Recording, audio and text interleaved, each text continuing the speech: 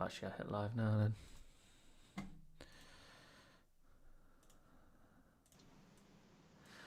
Hello everyone, hopefully you can hear us and see us. We'll be starting in just a second. I'm just killing all of my background apps. Goodbye Slack, goodbye Teams, goodbye OneDrive, but we don't need OneDrive.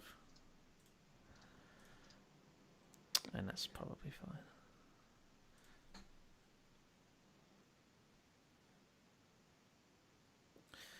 Let me retweet the tweets.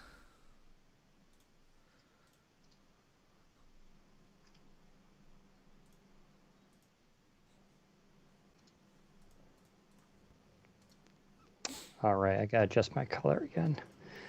Almost ready, almost ready. I've got to pop out the chat so I can see what people are saying. So much work doing this. I know. You were saying it's so much work, you just show up. I know. That's not true. I gotta do the tweet. It's true, you do have to do the tweet. I have to adjust my color settings because of we don't know why. I have to get my NVIDIA broadcast ready.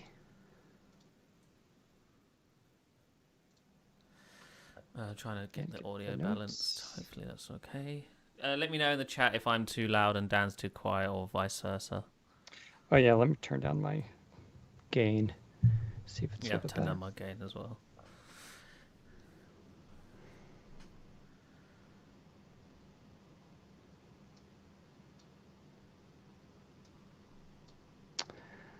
I am Oh yeah, I should do a mic ready. test.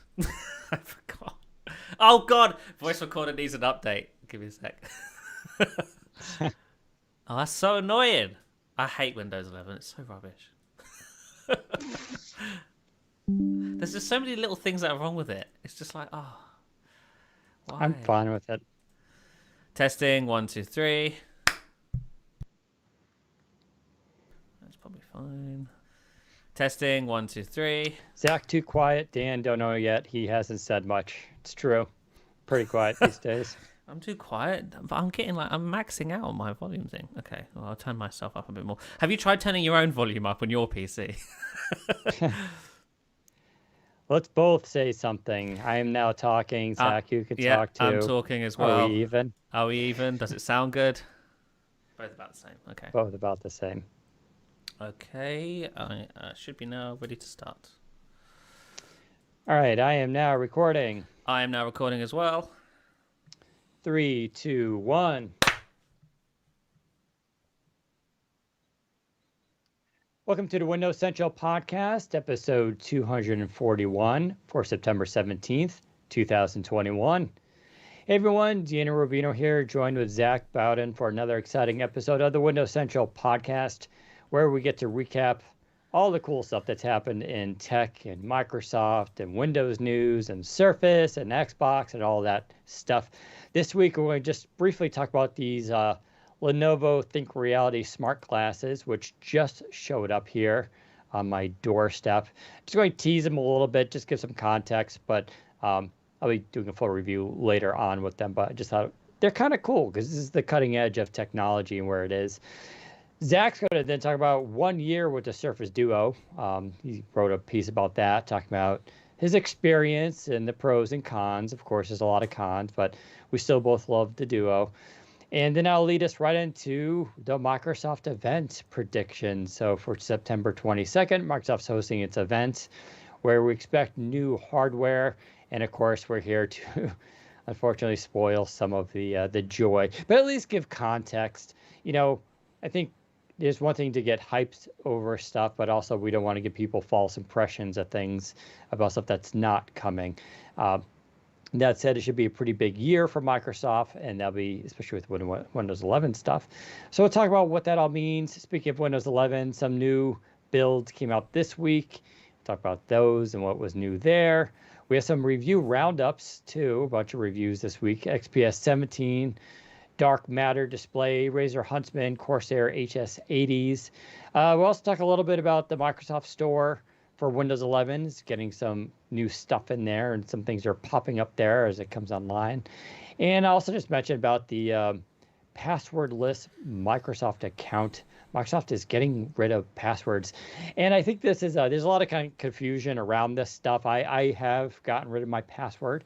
I'll talk about what that means and why they're doing this and how it all works, because I think there's some confusion around it. Zach, how are you doing on this fine Friday? I am gearing up for a busy next week or two, because my goodness, is it going to be busy? Yeah, there's a lot of news coming out Yeah. in the next few days, uh, especially around Windows 11 as companies have new devices coming out. Um, you know, I imagine Dell is going to have things. Lenovo already kind of announced some stuff. They had a couple of their laptops. Well, actually, we didn't put that in the notes, but we can kind of mention they did announce two new IdeaPad laptops. So these are just traditional clamshells, but they bring 16 by 10 displays to the consumer line. Uh, oh, we should mention as we're talking about this stuff, Samsung just announced this week they're going to start mass producing 14-inch 90 hertz OLED displays. And you can Nice. all clap. I'll give you all time to clap for this. This is a theme I want to just drive home right here from the outset, that laptops going into 2022 from now on, you're going to start to see a lot more 16 by 10s for the traditional clam style laptop, right? And not the transforming ones. The transforming ones tend to go to 3 by 2 because they tend to be used more like tablets. But 16 by 10 gives you the taller, you know, display, plus it basically gets thin bezels on all four sides. So that's a theme you're going to see of. Also, 16-inch laptops are the new thing. Goodbye 15.6. 16 is the new rage because they've been able to get the bezels so thin, and when you combine it with the 16 by 10, you can get this really cool 16-inch size, which is really great.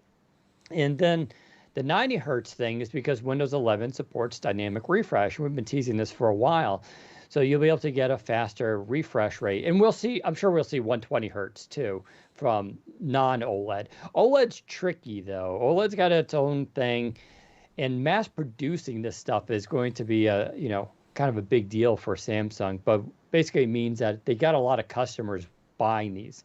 So you're going to start to see a lot more laptops with 90 hertz OLED, which is kind of the sweet spot. Throw that on with HDR.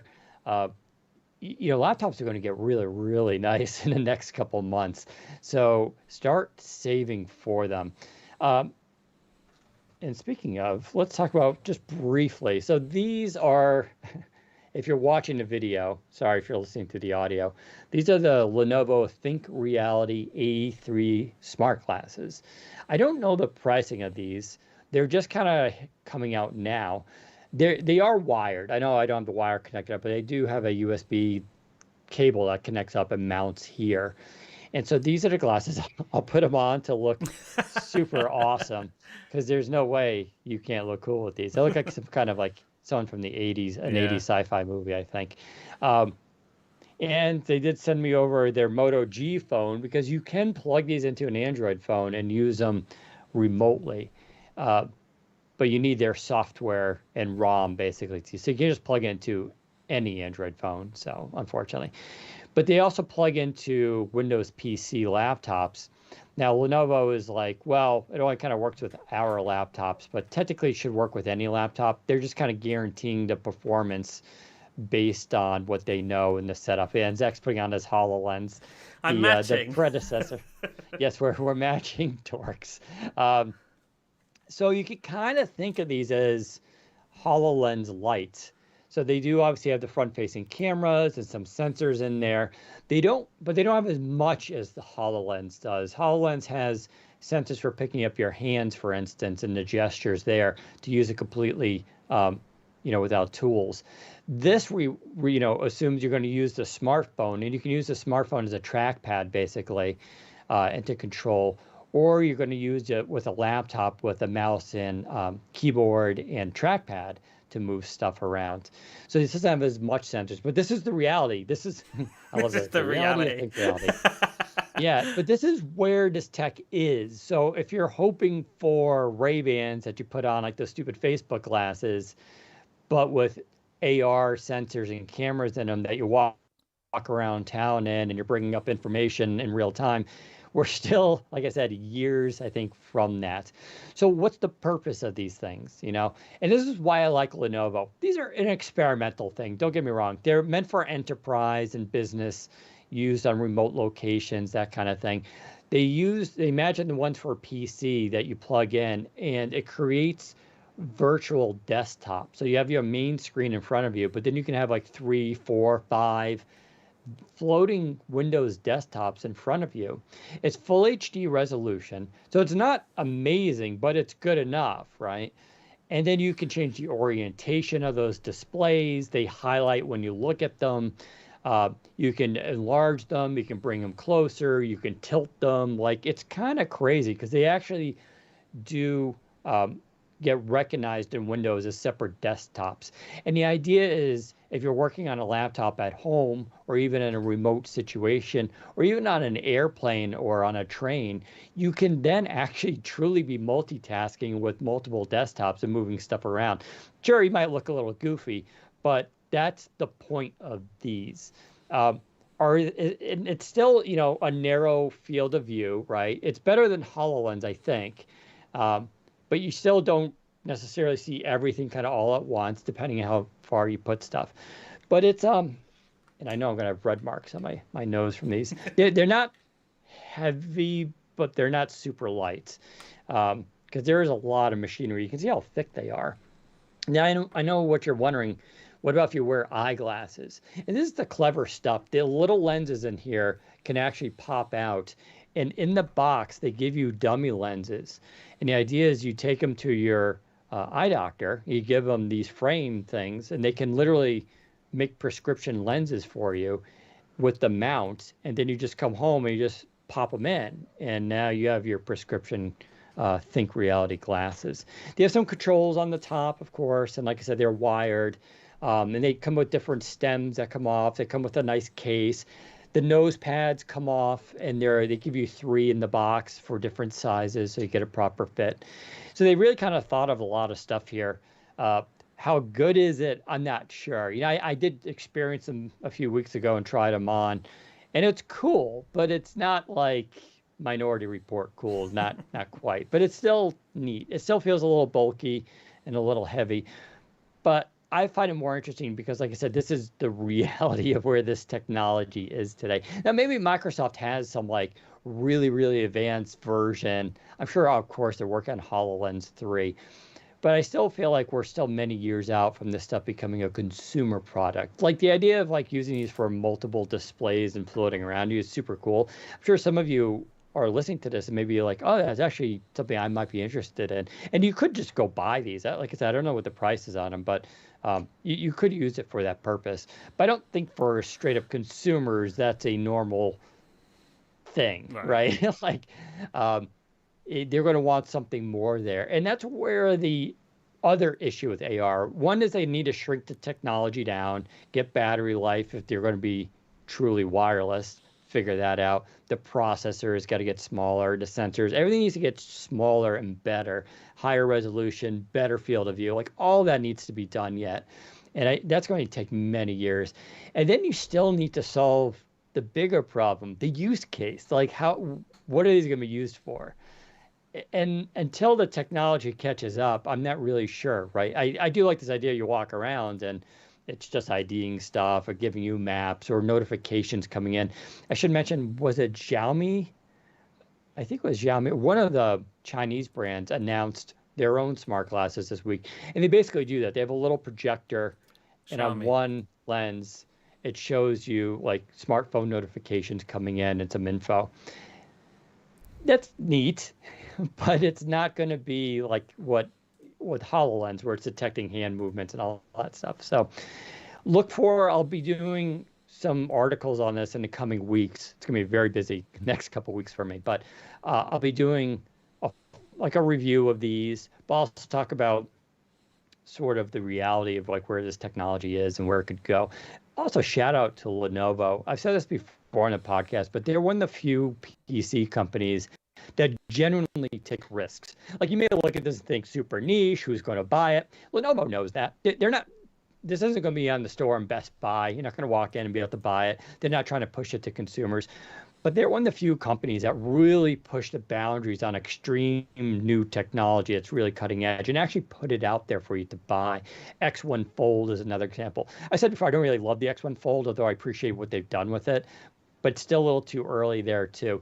You know, they've done it with the Yoga Book, the original one with the e-ink keyboard that came out a while ago. So they're one of the few companies that really likes to kind of push the boundaries, and I just respect that. I think that's just super cool. They learn from this, what's out there. You know, they're going to learn where people don't like these, how they can be better, and that's why Lenovo is the #1 PC shipper in the world, right? They try wacky stuff. Don't forget, they have a laptop still that has an external e-ink display on it, which is just weird. Like, that's weird. And they just came out with wireless charging for laptops. It's a little, and that's not out yet. That's coming in the next couple of weeks, I think. But it's a little module you just stick to the bottom of your laptop, plugs into Type-C, and then you can stick it. There's a pad it comes with and charges your laptop wirelessly. So for people that work from home, have a permanent setup, kind of neat. I don't know, neat stuff. We'll return to it in the coming weeks, and I'll give you my thoughts. If you have questions, you can hit me up on Twitter and stuff like that and ask me what you want to know about them. Let's move to something that actually is here now, the Surface Duo, about to hit its 1-year anniversary. Zach, you wrote an editorial this week recapping your experience with it, the pros, the cons, and we've obviously covered a lot of this in the past. But why don't you give the audience, you know, kind of your thoughts on there and where we're going with this stuff. Yeah, so the Duo did in fact hit its 1-year anniversary. So I figured, why not do a sort of check-in? Let's check in with the Duo, see how things have or haven't improved over the last year, which I think is important because, as we all know, the Duo 1 did launch in a rather buggy state. The software very obviously was not ready for the device when it launched. The hardware was of last year's specs, not a great camera on it. 4G, you know, it didn't have any 5G. It was missing a lot of stuff, no NFC. Obviously, the hardware stuff hasn't really changed, but the software could have changed and has improved. Don't get me wrong, I'm not saying it hasn't improved at all. It certainly has. The Duo today is in a much better position software-wise than it was a year ago, thanks to a number of bug fixes Microsoft has delivered over the last 12 months or 11 months. But is it in a position now where I could possibly recommend it to other people? And the answer, unfortunately, is no still, because the software still isn't perfect. It's still buggy. Microsoft may have fixed bugs and stuff, but it is most certainly still a buggy device. And that, I think, is the biggest disappointment for the Duo 1 year in. That said, Microsoft is right about some things on this device. They are right about dual screens. And I've said this, I've kind of figured this out a few weeks into using the Duo, because I was a Galaxy Fold user for 10 months before I bought the Duo, right? Galaxy Fold came out December 2020? Yes, no, 2018, 2019, yeah. And then the Duo came out later in September in 2020. So I was the Galaxy Fold user for 10 months, sold that and bought the Duo. And within a few weeks, I could see why Microsoft had settled for the dual screen, because it does make more sense if you are multitasking and doing multiple things at once on your device. And I still believe that Microsoft is correct in its decision. You know, people sort of criticize Microsoft for going the dual screen route rather than a single foldable screen. And don't get me wrong, a foldable screen is technically superior and has benefits of its own. However, if you want to be multitasking and doing the whole multitasking thing, the dual screen setup is by far a much better way to go about it. It's cheaper for one. You know, the Galaxy Fold 3 is $1,700. The Duo 1 is technically $1,300, but you can have it for $600 and stuff these days, which is even nicer. And it really does make you more productive. Panos Panay said defined real estate when describing the dual screens, and people laughed at him for saying that, but he's not wrong. That defined real estate really does make a difference. It forces you to multitask. It forces you to stay in your flow. Whereas on the Galaxy Fold, multitasking, although it is a lot better now on the Galaxy Fold 3, it's still a manual process. To multitask, you have to think about it. And on the Duo, that is not the case. It's just all automatic. I never think about multitasking. I'm just doing it on the Duo because the software and the form factor forces you to do that. And I really do appreciate that. And I really do think it makes you more productive. But really, that's where the good part of it ends. I mean, we said this before, right? The Duo One, the goal of the Duo One was to prove that dual screens can work, and I think it has done that. It has achieved its goal of convincing me, and I think it's convinced Dan as well, that dual screens is a viable form factor for a smartphone. The rest of the device, terrible. The software specifically, Microsoft is the problem with the Duo when it comes to the software, because they've just been too slow. They should have been issuing multiple updates a month to get this device to a point where it was no longer as buggy as it still is, and they haven't done that. They've been very happy to just sort of save bug fixes for the security update once a month, which I think is unacceptable, but that's what they've done. And even in December, they didn't even ship a security update. And in the last 4 months, they've not shipped any bug fixes at all because they're waiting for Android 11. Frankly, I think that's inexcusable, but that's what they've been doing. The device is I still hit issues with touch response. Tapping on things doesn't always work. The Microsoft launcher likes to sometimes shift itself over, so it's half hanging off the screen. Sometimes I'll be swiping through an app and the app will just close or swipe up and close itself, or the multitasking view will pop up and I can't dismiss it until I restart the device. All sorts of issues that are still present on the Duo today, and Microsoft, again, hasn't issued any bug fixes for the last 3 or 4 months. I think that's terrible. But maybe that will change with Android 11. We shouldn't be giving them the benefit of the doubt, but we will, because I think this first year of the Duo has been a learning period for Microsoft. This is their first Android device that they've sort of been trying to find their footing in regards to handling Android and whatnot. And Android 11, I'm told, is a much better release for this device, as well as the Duo 2, of course. So maybe things will improve. And, again, the fact that the other thing I really don't like is that Microsoft has been waiting for the Duo 2 to launch before they ship Android 11 on this. I don't know why they would do that, but they have. So it's, by the time this device gets Android 11, Android 12 will be shipping. And that's just ridiculous, I think. But there you go. The hardware in general, mixed bag. I think obviously the camera's not been great. The displays are great. I do wish they were higher refresh rate, but I mean, they're solving that on Duo 2. Fingerprint reader has been perfectly fine. The hinge, fantastic. The hinge has not lost, for me at least, has not lost its stiffness, if you will, the entire time. It still feels as it was on day one, which is great. The only real concerns I have with this device is the sort of plastic trim around the edges. On this white color, it yellows over time and it looks kind of gross after a few weeks of use. So that's one thing I wish they would sort of change for metal or something, or just change the color, which, Duo 2, they are making a black version. The USB-C port, as we've talked about, does crack. Mine has cracked on this one as well. Again, it's because it's so thin and it's plastic, right? Plastic is bendy and it can snap. And you refuse to use my yes, I the do. Little Mag-C I shouldn't have to use that. It just shouldn't break. I agree. But yes. But if, you know what was going to happen. Oh yeah, no, I was ready for it. And then lastly, the battery life has been pretty good as well. We were all surprised at the battery life when the Duo first came out. Like, wow, it actually gets through a day, without any issues, really. My battery has held up. Mine, I can still get through a day on mine. However, I've heard from a few people who say that is not the case on their Duos anymore. They can no longer get through a full day. Obviously, batteries have a life cycle, and the more you use them, the capacity shrinks and stuff, and so they no longer last as long. And the battery on the Duo was already quite small at 3,600 milliamps hours. I can't remember, something around there. So yes, it makes sense that around this point in its cycle, the battery has started to deteriorate a little bit. If it's deteriorating a lot, though, you should RMA your device, contact Microsoft support, because they will replace it for you if it's still in warranty, that is, which I think most people should be, because I bought mine September 10th. And my warranty on this device is up until November, so you've still got a couple months. I don't know if that's the case for everybody, but it is for me. So check on your Microsoft account, see if you've still got warranty and if your battery is suffering, or if you've got a cracked USB-C port. I believe that is covered under warranty as well. They will fix it, so that's nice. But yeah, that's basically how the Duo's been for the last year. I love this device. I know a lot of people sort of read my article and went, this guy sort of complains about the whole thing and then says he's excited about Duo 2. And there's two reasons for that. One, I'm being honest, this device isn't for most normal people. If you were to give this to your mother or your grandmother or someone, they would probably struggle using this device. The form factor's new and it's a bit confused. The camera, the use case for the camera is so confusing. Even to this day, I still struggle to figure out how to use the camera on this thing. But also just, the bugginess of the software is it gets in the way of your productivity a lot of the time, which is a big problem, I know. But I am giving Microsoft the benefit of the doubt that they will solve that with Duo 2 and Android 11 on Duo 1. But as of right now, you can't. I just think it would be bad to recommend this to a air quotes normal person.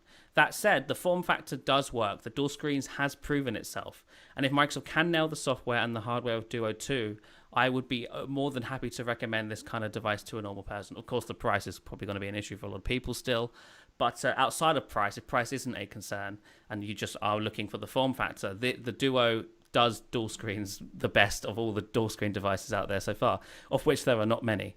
But yeah, I'm curious what your thoughts are, Dan. Yeah, I've been using, unfortunately, my Z Flip. I finally moved away from the Duo as my main device, mostly because I had other stuff coming in. And the TCL phone, which still blew me away for like $500. That's the TCL Pro 20 5G. And then and I even have the stuff from Realme, which again, like, even though it's a Chinese phone, I had to basically put on Google Store for it. I've been really just kind of impressed with general budget Android phones lately. Although this Moto phone, I'm not so sure. So as you're talking, I just want to but quickly the demo. Duo is like my Duo's yeah. The launch has just crashed, so that's what I'm talking about. There you go. Yeah, I really enjoy the form factor of Duo because it does allow me that the multitasking ability to really work on it has been just fascinating, and I do like it. But we already know all the shortcomings, Yeah. What is the processor on it? Is this Snapdragon 850? 855, yeah. 855, it is so old, like it blows my mind. And this is actually kind of where I do have hope. I feel like Duo 2's new hardware, where the 888 is no joke. That's like a really good processor. And you combine that processing bump with the increased RAM. I don't care about NFC, but I know a lot of people do, so I'm glad it's there. And the cameras and the higher refresh displays and, the way the displays are going to curve. Like, it's going to be a really, really nice upgrade. And then Android 11, we've heard that it has better support for dual screen. So a lot of the stuff that Microsoft had to do, they didn't have to do for Android 11, which is sort of part of the reason why that update's taken so long. You mentioned about the touch driver was a major issue when they first did Duo, because this thing was originally a Windows device and it had a Windows touch driver. But when they went to Android, they didn't have the touch driver for it because it didn't really exist, right? So they had to go rework the driver. And so something tells me that some of the hardware they used on this device wasn't what they would have preferred to have used had this been a straight up Android phone from the beginning, from its design inception. Mm-hmm. Whereas Duo 2 is that. Duo 2 is made 100% because it's an Android phone. And, we've said this before. You wrote a great article about the history of Andromeda talking about this, where basically the project was canceled. There was a pocketable Surface PC that got canceled. And then the last minute, they just really wanted to use something with the hardware. They're like, let's put Android on it. And then they had to go to Google, be like, can we put Android on this? And Google said yes, but they then had to go quickly jam Android on this. And it was only when they announced it, Android had only been on it for, I think, 5 months testing. And that's one reason why it took that long for it to come out. So they really had to go and backport an operating system onto that thing. So now the question is, with Duo 2, does that solve those problems? Or is the touch display going to be more appropriate and have better responsiveness than the previous version, right? Does all that hardware make up for, some of the quote-unquote bugs and issues we've had? The camera thing, I know people are kind of curious. It's so how do you take photos now? You just got to hold it up like a tablet. Well, you don't need to actually lay it flat. Yeah. You can still do you can do it like that. Like a 90 degree. Yeah. Yeah, you could do 90 degrees and hold it and stuff like that. I don't think it's not going to be as awkward as an iPad, I don't think. It's true, it won't be as non-awkward as a standard candy bar phone. I mean, even my Z Flip can be a little weird with the camera. Because you can use the Z Flip closed, with the cameras, but it's a little awkward because it's a little small. So it's true. This isn't going to be the best point and shoot camera system out there, but this idea of like having 3 more cameras on the back, they're actually going to be very good cameras, and then throwing on some, we know that there will be optimized computer aided photo abilities here, basically computational photography. We know that's going to be here too. These cameras are going to be, I would say, pretty solid. Like I've said on this podcast many times, I'm using a lot of mid-range $500 to $600 Android phones, and I'm kind of blown away by the cameras. Good enough for me. I'll take them out every day and use them, throw pictures up on Instagram and Twitter. No one can tell. No one can tell the difference between them. Yeah. And if Duo 2 can just do that, and I believe it can, I'm totally fine with it. Yeah, the quality isn't much of a concern to me. It's more about the speediness of the camera, because the biggest issue with the Duo 1's camera, yes, the quality isn't great. The biggest issue I have with the Duo 1's camera is that you'll press the shutter button and it will take 3 to 5 seconds to actually capture the thing that you were trying to capture, and that's the bad experience. That has to be solved with the 888 because part of the advancements, with these chipsets isn't just like, oh, it's got a higher clock speed. I mean, that's true, but it's more about like the camera SoC, the camera pipeline that's built onto the chips has been optimized. They can handle more megapixels. They do better on the device processing. So I think they're going to get all that stuff for free. You're getting a lot for free when you get the Snapdragon 888, including 5G, right? But the memory controllers, the type of RAM you can use, the type of storage you can use, the storage speeds, all go up with the 888, right? I assume Microsoft will be using, say, faster RAM, faster storage. And when you combine all that together, I actually think this is going to be pretty cool. I really do. But we'll see. I don't know. I'll be reviewing it. Sure, Zach will be reviewing it, and we'll share our thoughts. I don't think it's going to be the slam dunk. I think there's still development that needs to be done, and hopefully we'll see that in a later version. But I don't know. I'm excited about it. I'm excited about Duo 2 being my main phone again and switching away. I'm still on the fence about that iPhone. Should mention Apple did announce new iPhones this week. Oh, they did. That's right. We should have probably talked about that. Yeah, they're just like the iPhone 12, but have 120 hertz now. Yeah, for the pros at least. Yeah. If you get a mini again, you're not really getting much. But they did take the last year's pros cameras and put them into this year's non-pro devices, which is actually kind of a big deal. And the new pros have like new cameras that are even more advanced, and they look pretty awesome. They have that ability you can shoot video like it looks like cinema now with like rack focusing and all this kind of stuff, which is cool. I don't really shoot video on my phones. The only time I do actually video is when sometimes now at hands-on events, I'll use an iPhone for that. But this idea that I don't know. I just imagine a lot of people shooting dumb home movies of their cats and it's all cinematic looking. Okay. But yeah, they look like nice devices. But this is a TikTok year, I think, for Apple, for iPhones. Yeah. But it just, the competition's going to be there. But they're kind of boring. Anytime a company does just a standard phone anymore, I'm like, all right, it's neat. But we should also mention, Jez Corden, our games editor, he has the Fold 3, and we've been talking a lot with him about Duo because he kind of goes back and forth too. I mean, he uses the Fold 3. He loves it.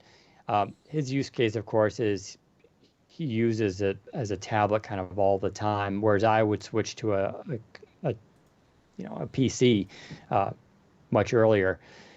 And I'm sure Zach's the same way on there, but he acknowledges that there's pros and cons to each design. It's an interesting debate. But speaking of Duo and Duo 2, let's get into that news. September 22nd, Microsoft event is going to be going on 11 a.m. Eastern time. We'll, of course, have lots of coverage for it, so make sure you tune in to Windows Central on Wednesday for that. Should also shout out, we will be doing a special podcast Wednesday, 1 p.m. Eastern time is the plan, where we'll be recapping everything that was announced, sharing our thoughts and opinions of this stuff, taking your questions about it, because we probably will have some background knowledge on this. So make sure you join us for that. Again, 1 p.m. Eastern time, live on our YouTube channel. We'll be talking, and of course, it'll be recorded for those of you who missed it. But it's going to be a very fun day for Wednesday. I'm sure we're going to have a ton of coverage. You can also join our Discord channel at windowscentral.com/Discord, where we can live chat about all this stuff too. So that'd be kind of fun.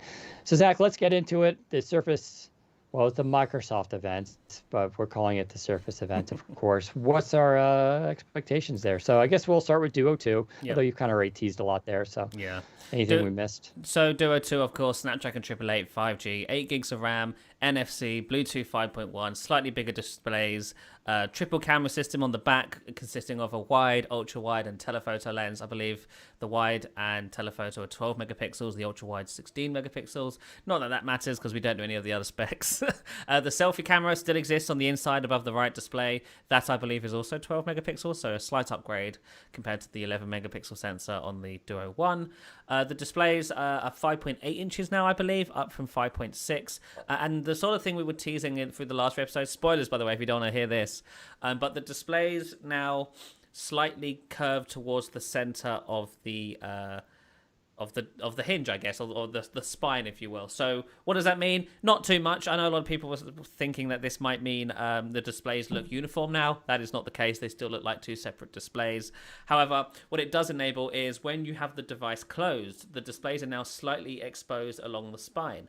And what does that do? Well, that allows Microsoft to add features such as like a heads-up display that gives you heads-up information down the spine, such as an incoming notification or phone call when the device is closed. So that addresses one of the criticisms that the Duo 1 had, where there was no, if a notification came in, you couldn't see anything because the device was closed.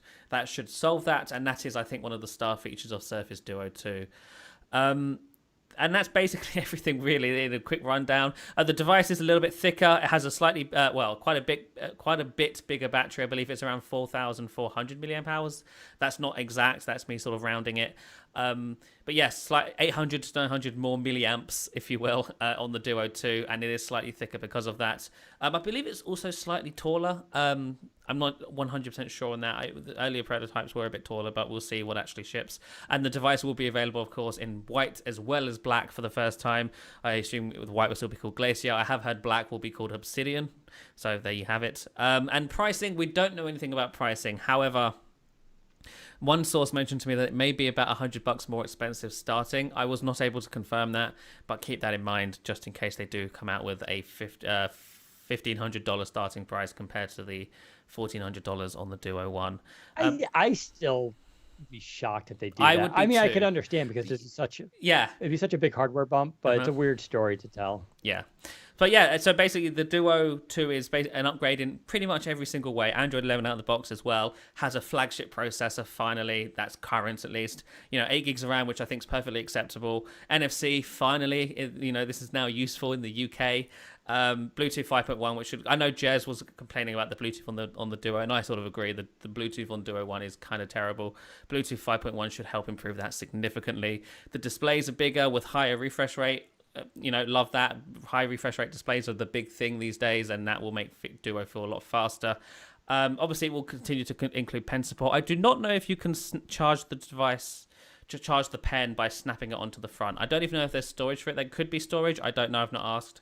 But of course, it will support the new pen with haptics. Although I do not think haptic support specifically is coming to Duo 2 until later, but it will eventually support it. But yeah, that's basically everything. Oh, stereo speakers as well, which is another thing. The Duo 1 only has a single speaker on the left side.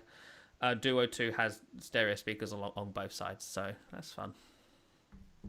That's good. Yeah. That was always kind of a weird thing. Yep. Yeah, that's what I'm talking about. It's all these it's the small things, but the big things that are changing, even though I think conceptually the device looks very much the same, which is fine because the hardware is still incredible. And then we don't know, you kind of hinted at this, the accessories. I expect, just by going on Microsoft history here, we'll see more accessories, more ways to customize the device. I don't know if they'll do like a Qi wireless case that can snap on the back. Maybe it's possible. Same with a pen and a pen holder case. Samsung has basically done this stuff, so I don't see why Microsoft wouldn't. And like I said, every time Microsoft comes out with a brand new form factor, it's like one color, two models, and like one or two accessories. The next version, they sometimes go like two colors. Sometimes they do a different size, like Surface Book did that, and Surface Laptop did that.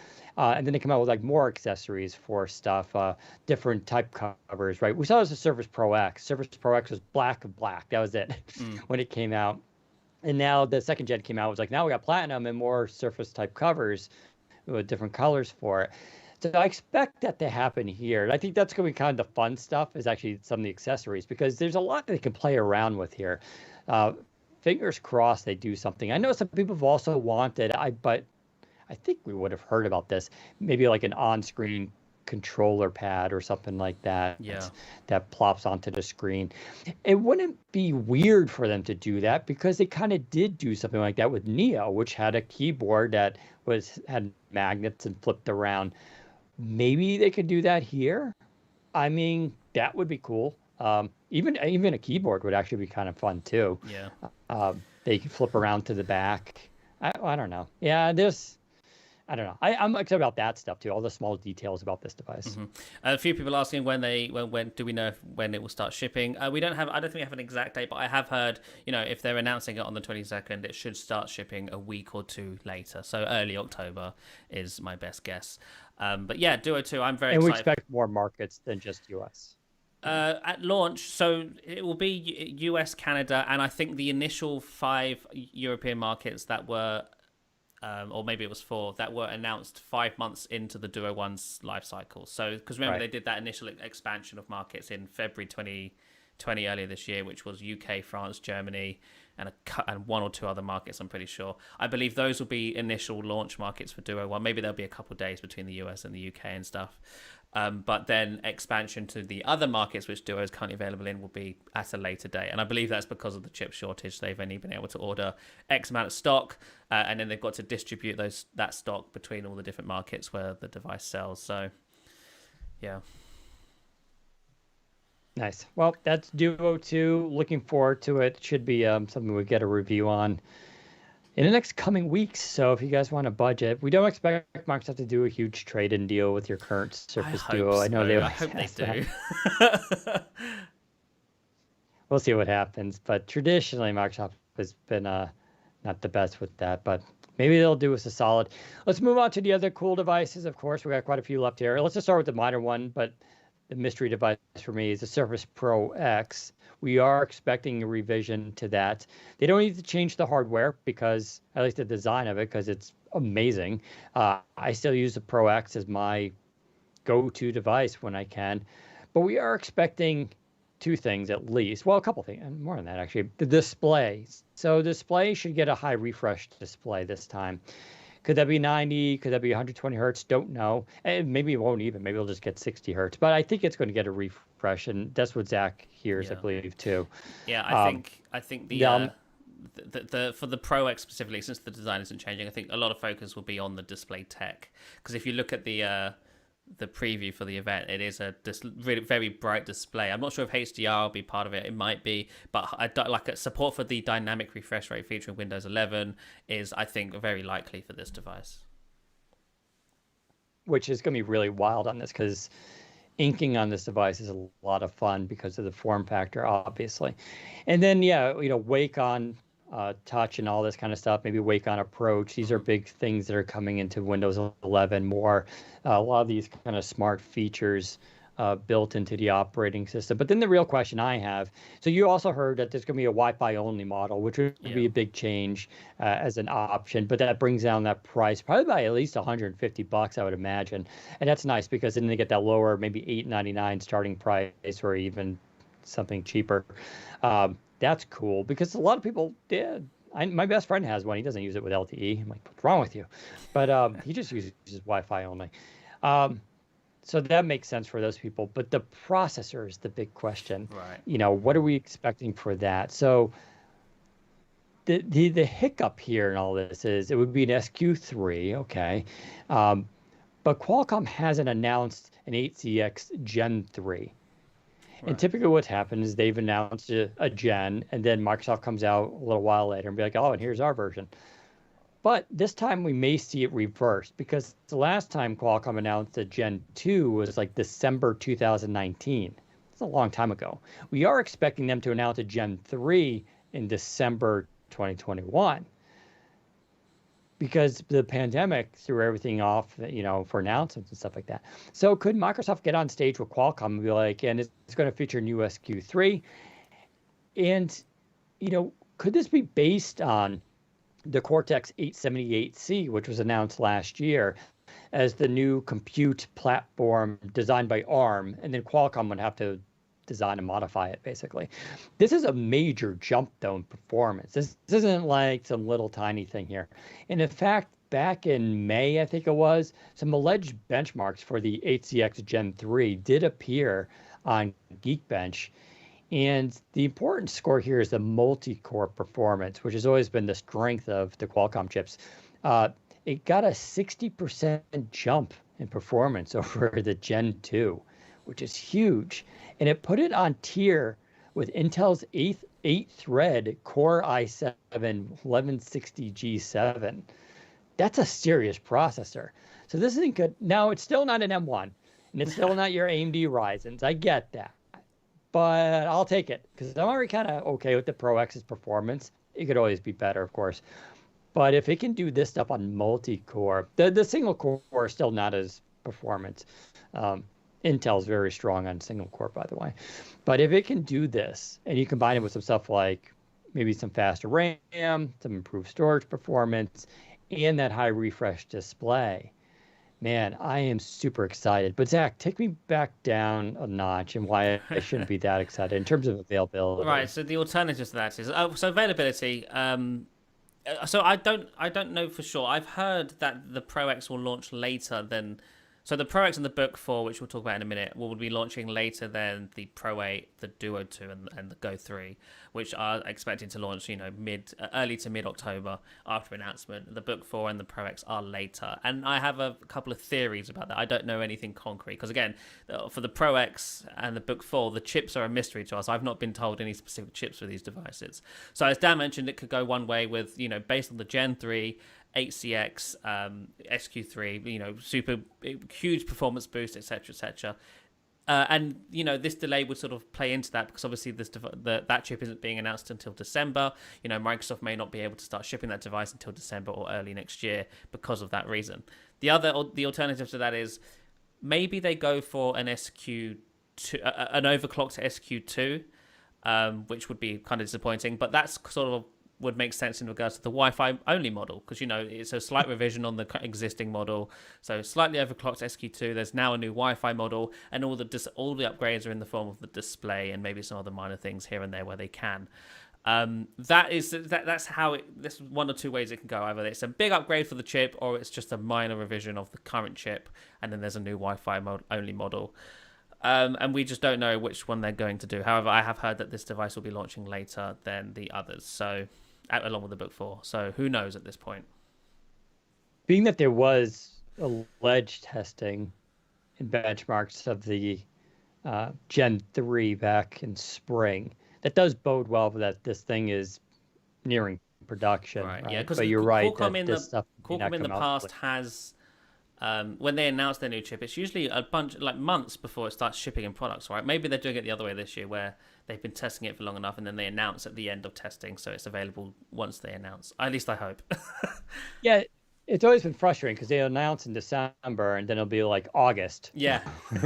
where we get a device with it. Yeah. It's just like, oh my God, it's so long. But we've always said the thing with Qualcomm, it's a journey, not a race. And as this stuff becomes more popular and ramps up, this stuff will become more on a regular basis. But yeah, that's, I make no qualms about that. Pro X is my favorite Surface out there. So if this thing can get an SQ3 high refresh, like, man, as long as they also do anti-reflective, I'm gonna just quickly rail on that again because only Apple announced their new iPad Mini this week, and iPad, and they boasted again the industry-leading anti-reflective display that they have. And I'm not talking about matte, right? It's just anti-reflective. And they do such a good job at it.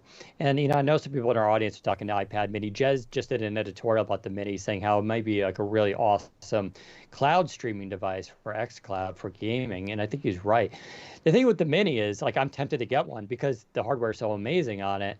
And, compared to a Surface Go or Surface Go 3, which we'll talk about shortly, it's a compelling device. But then it comes back to the fact that I always buy iPad tablets or iPads, and then they just sit and collect dust, and I never use them because I actually need a keyboard, and I don't really like the ones that they have. It's not the same. But man, I really, really hope they've done something with anti-reflective because the Surface displays are just too glossy, and it's not even like everybody else is doing this. Dell is doing this, Lenovo is doing this, HP is doing this. It's like, come on, Microsoft. So. That's the thing I'm gonna be upset about. Speaking of, let's go to the Pro 8, another similar device. And this is gonna be an interesting story because I'm really curious about how they tell this story between the Pro 8 and the Pro X. As the Pro X gets more powerful, and then the Pro 8, as we expect, gets thinner bezels. Because man, I did just turn on my Pro 7 Plus last night, put Windows 11 on it, and I love the performance of it. But those bezels just look like they're even getting bigger in my head now because every device I use has razor thin bezels and it just sticks out. But Zach, tell us what we're expecting for Pro 8. Yeah, so the Pro 8 is, again, it's sort of a mystery to us. We know a bit more about it, I think. So in regards to the display, I think the display is getting bigger. I would assume it's the same as the Pro X display. Not 100% sure on that, but let's for now just say, yes, it'll be a 13-inch display with the same sort of thin bezels on the side and a slightly thicker chin and stuff, so that you can still prop up the keyboard and stuff. The Verge reported that, and I've not heard this personally, but The Verge has reported that at least one of the Pro 8 models will finally support Thunderbolt 4, which is a big deal because obviously Surface up until this point has not supported Thunderbolt, so that's them finally sort of bringing that into the fold, which is nice. The overall design, I believe, will remain more or less the same as the Pro 7 Plus. It may be a tad thinner, I'm not entirely sure, but again, because of its being an Intel chip inside and it needs to be cooled, they need to have room for, the fan and stuff. So I don't expect any real changes to the outside design. The other thing I have heard is that it's being updated to support the new type covers, the same Pro X type covers. So that includes, the keyboard with the slim pen charging cradle and whatnot, which plays into the whole. It would allow Microsoft to obviously but give you the option to buy the new Surface Slim Pen with haptics, which we assume is being announced at this event as well. They announced back in June that Windows 11 would support haptics within pen accessories, and I suspect that Microsoft will unveil a new Slim Pen with haptics at this event, which will, support the type covers and have the charging cradle in it, which will also support the Pro X and the new Pro 8. But otherwise, that's pretty much all we know. The chip inside this, I believe, will be 11th gen Intel, so likely the same as the Pro 7 Plus, although isn't there like a slightly newer 11th gen chip that's a little bit more powerful? They're always slightly new 11th gens. Like there's like micro updates that they do with like they announced in the spring some new U series that are coming out. They're just like 100 hertz faster or something like that. Sure. But yeah, so that's basically it. So my sources have described the Pro 8 as a modest update to the Surface Pro, the main Surface Pro line. I still think the Pro X will be the sort of star of the show in regards to the Pro devices, that sort of 2-in-1 kickstand device. Because of its design still technically, I think, still being unique and a bit more ahead of the curve than the mainline Pro. Though again, I think the bigger screen is going to be a big upgrade for this device. Of course, it will likely support dynamic refresh rate as well, wake on touch, wake on approach, etc., etc. Yeah, and we should point out the Pro 8 will look different than a Pro X just because, as you mentioned, the Intel designs. That's the benefit of Qualcomm. Qualcomm has a smaller chip itself, and it doesn't require even passive cooling. That is open ventilation. A Surface Pro with a Core i5 requires even open ventilation for passive cooling. So you have to have that, but that's fine. I'm totally fine. Like I said, just keep the Pro, make this bezels thinner, give me a larger display, put the pen into the keyboard like the Pro X. Give me a fast, higher refresh rate display, maybe HDR, anti-reflective. And then like a lot of minor tweaks, right? Yeah, improve the camera maybe. Tell me something new about the audio. Battery life is a little bit better. We rounded the edges a little bit. Like, that's all they really need to do. The Pro is still just a fantastic device. And so just do these minor changes. I'll be happy as a clam.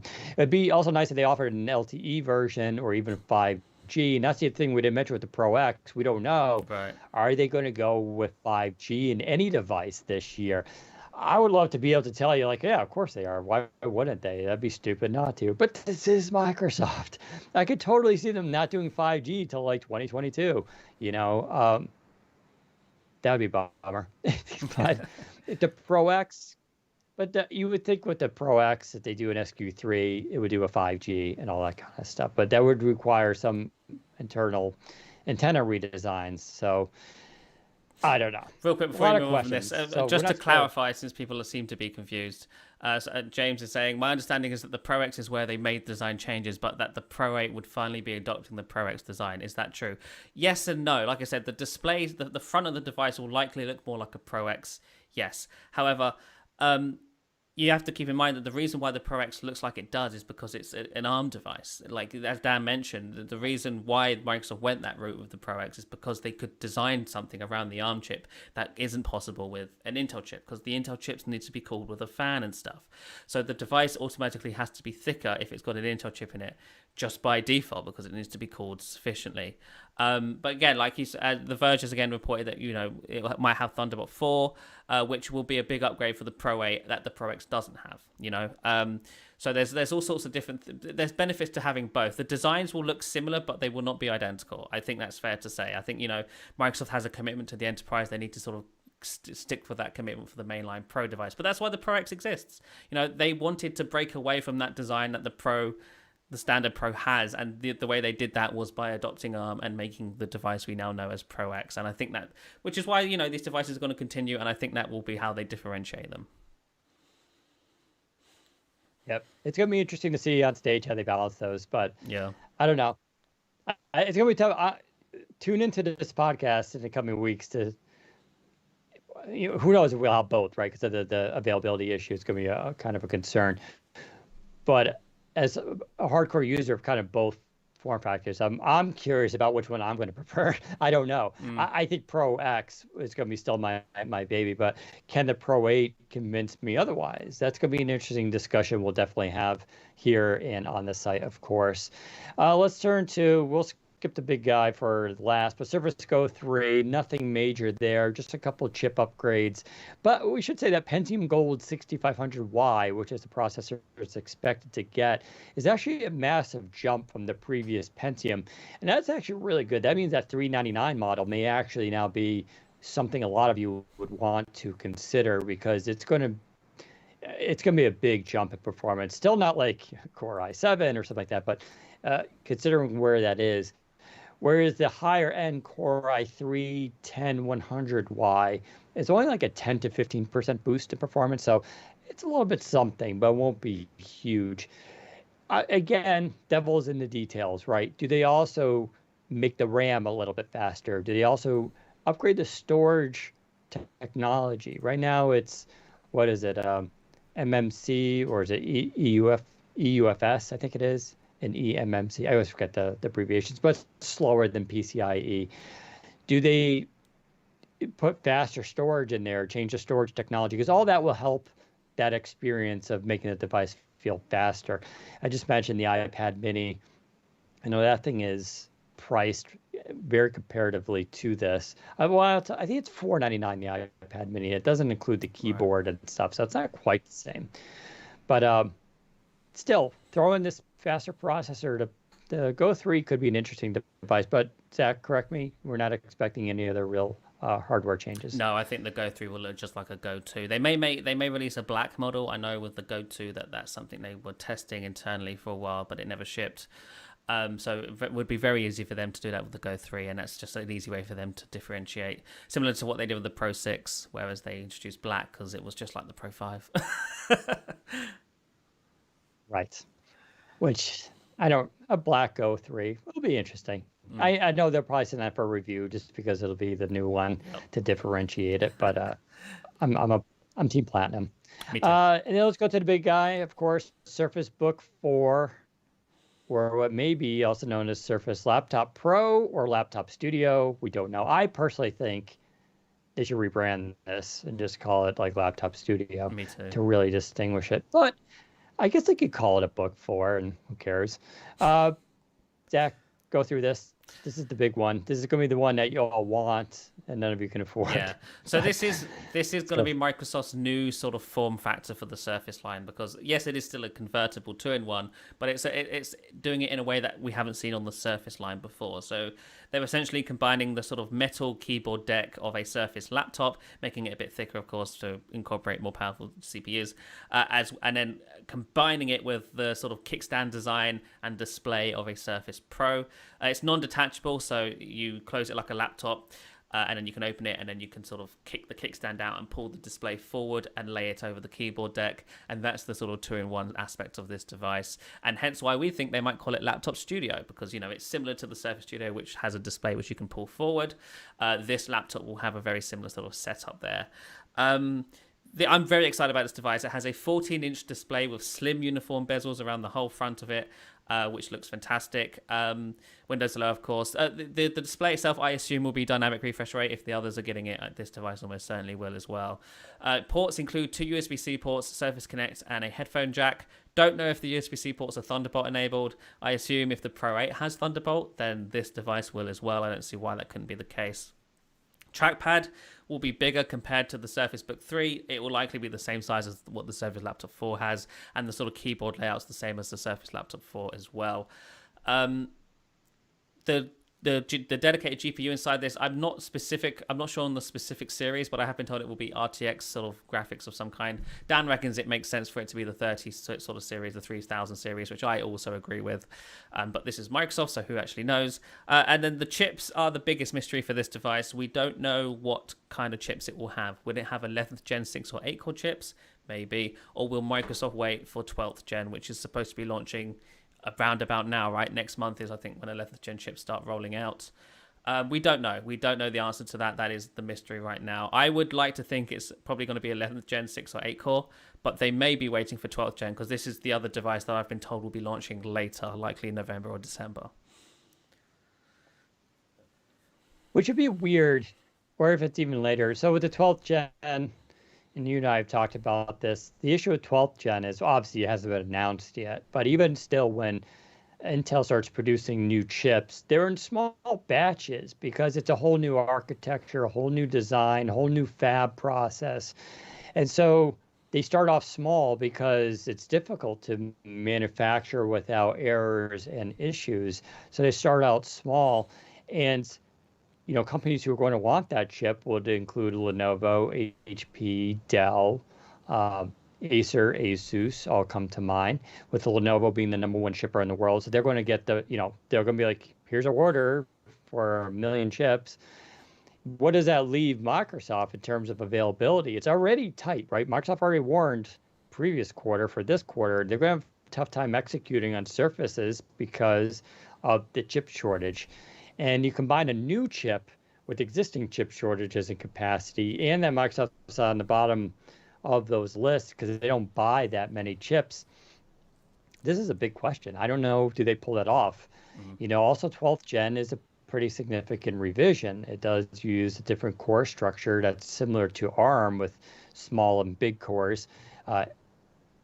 Here's why it makes sense that at least one device gets Alder Lake. All right. Windows 11 is built around some of the hardware advancements that this chipset brings. It has to do with the scheduling service that runs tasks in the background. In other words, Microsoft and Intel have kind of built these things together, so they're kind of optimized.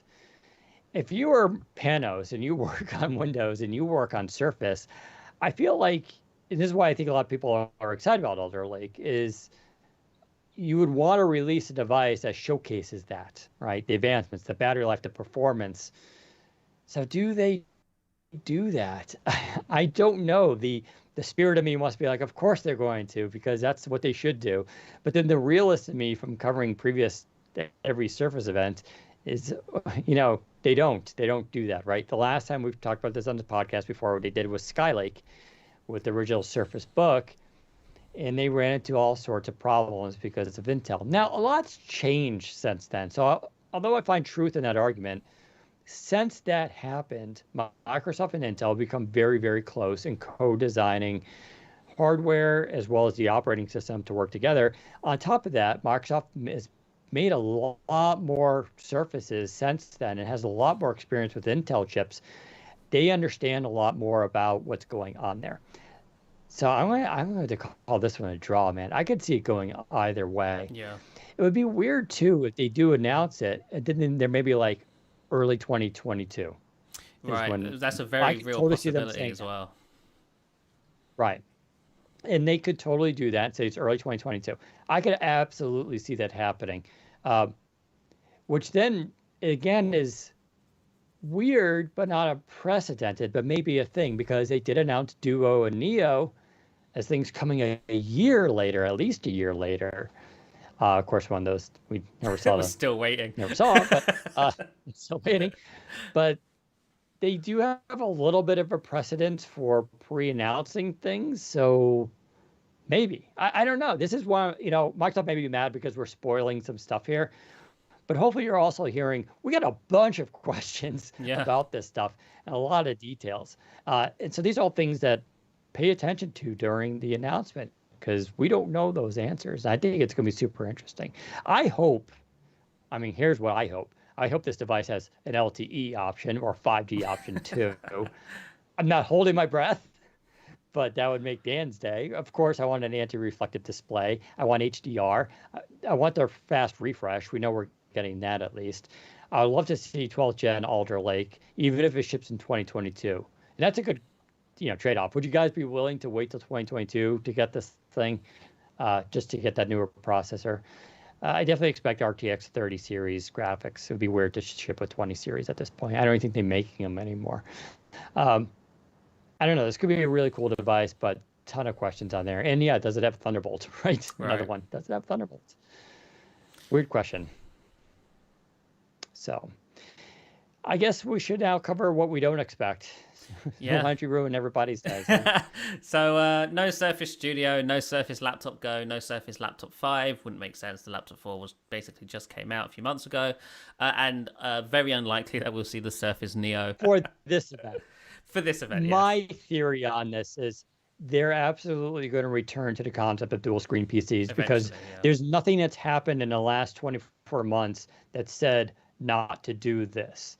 What did happen was, we talked about this before with the pandemic and the transformation, there's a high demand now for straight up regular Windows PCs, and it's not the time to be experimenting with dual screen. I think they're going to get Windows 11 out. They're going to see a bunch of new devices, and then they're going to come back around to optimizing Windows 11 for dual screen, and then relaunch Neo with updated new hardware. We'll see Dell there too, probably Lenovo, probably HP, and you'll see this, but it's going to come later. And they should take their time. There's no rush. Go where the business is right now. Just regular, straight laptops is what the world needs. Yeah. That's what they're going to deliver. That's what they're putting all the resources in. That's a smart move. Dual screen, as cool as it is, it's going to be a very small niche product. They want to address it. They want to push it, but they don't want to devote resources right now to it. I think they're absolutely right in doing that. So I'm with you on that one. Yeah, it would be nice, but once the Duo 2 is, because remember the Duo 1 and the Neo were sort of announced as a pair, and they look the same. They sort of, feature the same design ethos and stuff. But when the Duo 2 is announced, that design ethos is changing quite a bit, I think. So they would have to obviously update the Neo's hardware. And, Intel's already dropped support for their Lakefield chips, which is what was supposed to power the Neo. So, assuming Microsoft didn't have a heads up on that, they've only had a few months to sort of figure out what we're going to do with that chip now, or the hardware. They've got to swap it out for something else. So I think it's just too soon for that to be a thing this fall. The good news here is it's only going to get better. Yeah. The hardware only gets better, right? 12th gen Alder Lake is a better choice than what this hybrid 11th gen CPU was, which I ran in the X1 Fold, and it was okay. I wasn't amazed by it, but the hardware is only going to get better. So we'll get a better device. I'm totally fine. I think dual screen is cool. No one else is really doing it right now. There's not a huge rush. They need to just get it out now, right? There's no signs Apple's going to do it. Who cares about Google and Chromebooks? Chromebooks are about budget devices. So there's no real competition here. They can take their time, put it on the back burner. I think it's totally fine. No studio, no Surface Studio at least, right? Yeah, no. Now nothing... we don't know about. Sorry, let me finish. Yeah, no, there's nothing in regards to studio. I have been told that if that is happening, it will be next year. But I feel like I've heard that every year. So I'm not, Sure. This year it's not happening. Almost definitely, I'm told. Yep, and Laptop Go, same thing. I could see Laptop Go coming in spring. Yep. Newer processors. Hey, we invented backlighting for a keyboard. uh, and really, that's all they need to do. I love the Laptop Go. I think it's a great device. I know. Maybe improve the screen resolution. I wouldn't say no to slightly higher resolution on that. But I can see Laptop Go for the spring because they got to save some stuff for the spring as mild refreshes and keep the Surface story going. Of course, if now my theory is correct, the spring will also be about the launch of Surface Laptop Studio, whatever. I think I wouldn't be surprised. I would be curious. I don't know. I don't know if it'll be fare. delayed that long. I think that's a bit. Oh, I don't know. I don't know. That's the answer. Just watch. Yeah. I know a lot of people are asking about Surface headphones, Surface earbuds. We have no idea.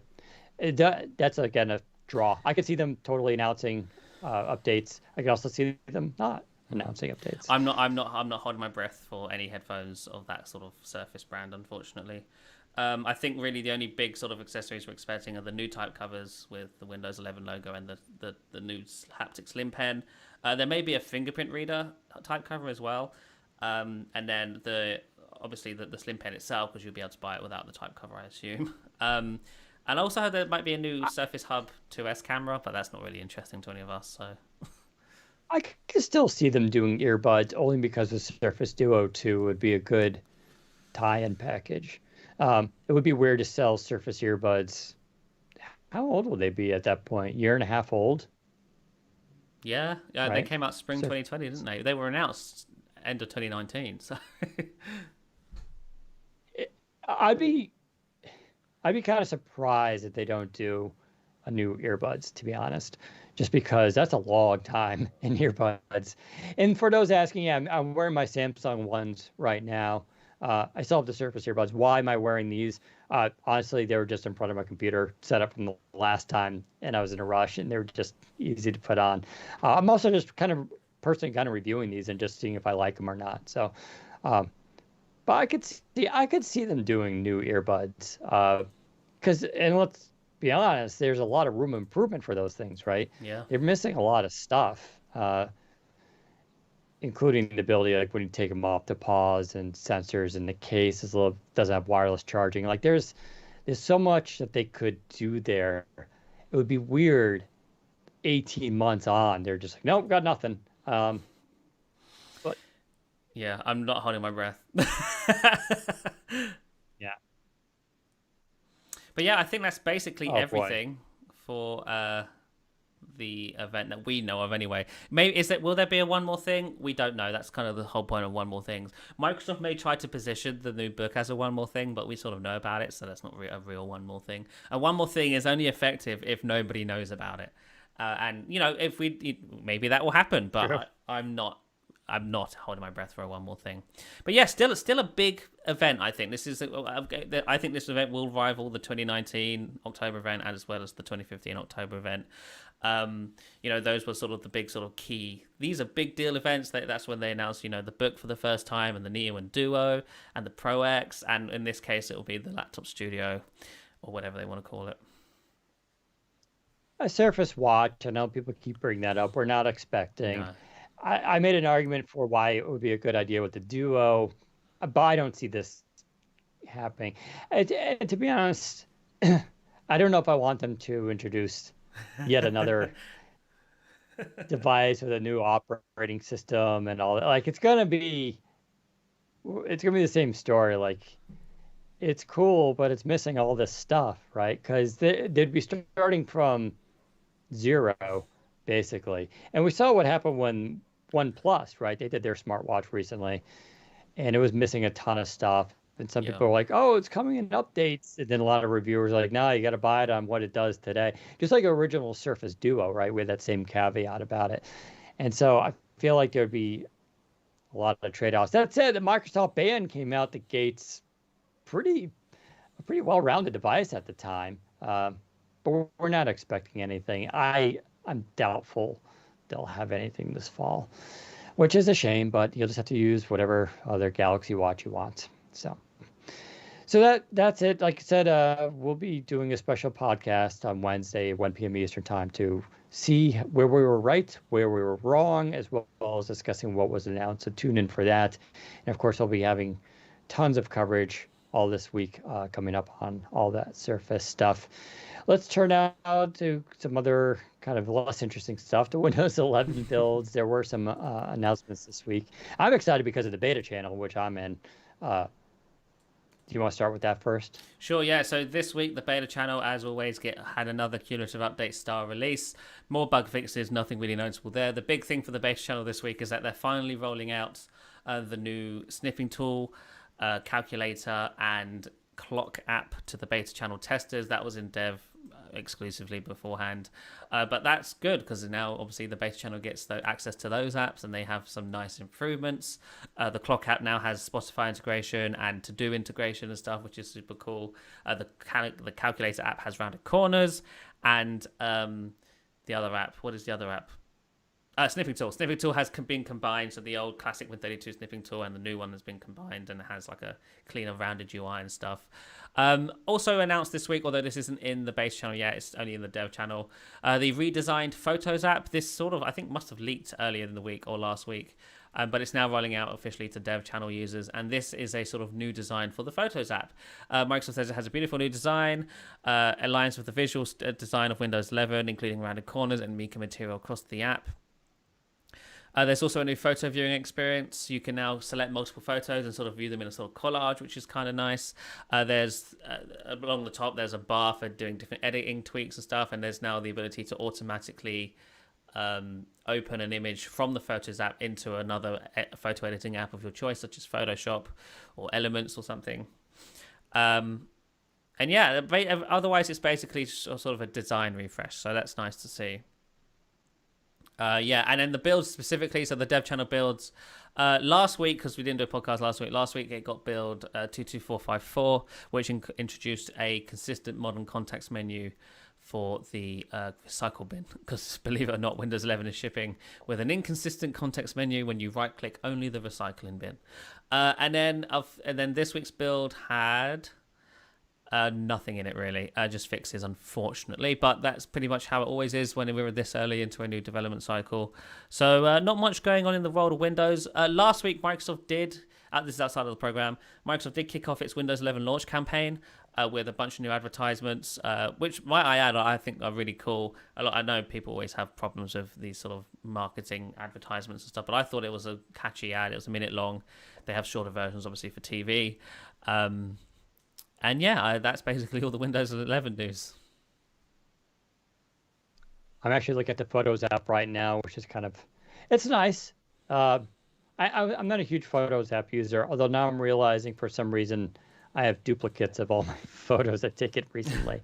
So that's something to do with either my Samsung Z Flip or one of my other Android phones or my iPhone are uploading both image. I don't know what's going on. I'm just looking at a lot of work. But yeah, I mean, the app looks nice. Like I said, I don't really use it too much, but it looked like they're, putting in a lot of stuff. They did buy that other company. What's it called? The video company that Jez was all excited about. I think Clip Studio. Yeah, Clip Studio. And we're expecting that to be integrated at some point. So the good news here, I think, is Microsoft is taking, now I'm getting a OneDrive notification. The good news here, I think, is Microsoft is taking seriously this idea that people use their PCs for multimedia purposes, including editing video, managing photos, and all that kind of stuff. And they're really kind of doubling down on bringing that multimedia experience up to speed in Windows 11 because it's definitely lagging on Windows 10. And the story seemed to be with Windows 10, like, oh, we'll let our third-party partners handle it. And sure, you always have your extremes, you have your Adobes and stuff out there, but when it came to just that middle of the range, basic kind of photo and video editing stuff, theirs was always kind of meh. So I'm just glad to see them sort of, um, you know, doubling down on the inbox apps and bringing those experiences up to speed. And I think what we see now for photos and the video editing is just a snippet of where they want to go with this stuff. Don't forget, just because Windows 11 comes out October 5th doesn't mean it's done. We do expect years of development improvements with this stuff. So the inbox apps though look really, really nice. Yeah. I guess we should sort of lead into the next topic here. The Microsoft Store, bunch of things happening in the Microsoft Store this week. Power Toys is now available in there, which is a big win for Microsoft Store fans, if there are any. We're still waiting for things like Teams to show up there, but I think everything other than Teams is in there now, which is really nice to see. You know, Office is in there, Visual Studio Code, and the full Visual Studio is in there. And obviously Power Toys is in there as well now. We're still waiting for Teams, which hopefully will show up at some point. And then sort of on the unofficial side of the Microsoft Store, a couple things sort of, I guess, air quotes, leaked, although they haven't really leaked because they're only placeholders. But the Android subsystem for Windows was spotted in the Microsoft Store, as well as the Amazon App Store itself. So Microsoft is obviously clearly testing this stuff internally and gearing up to release it to insiders. The only real noticeable stuff that this provided, and that's assuming it's actually accurate, is that the minimum requirements for this stuff is 8 gigs of RAM. Which is funny because the minimum requirements for Windows 11 is 4 gigs of RAM, so who knows what's going on there.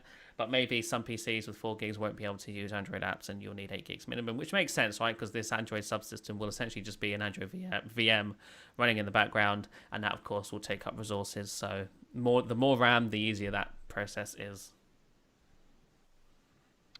Yeah, nice to see the store growing like that. Looking forward to using it a lot more.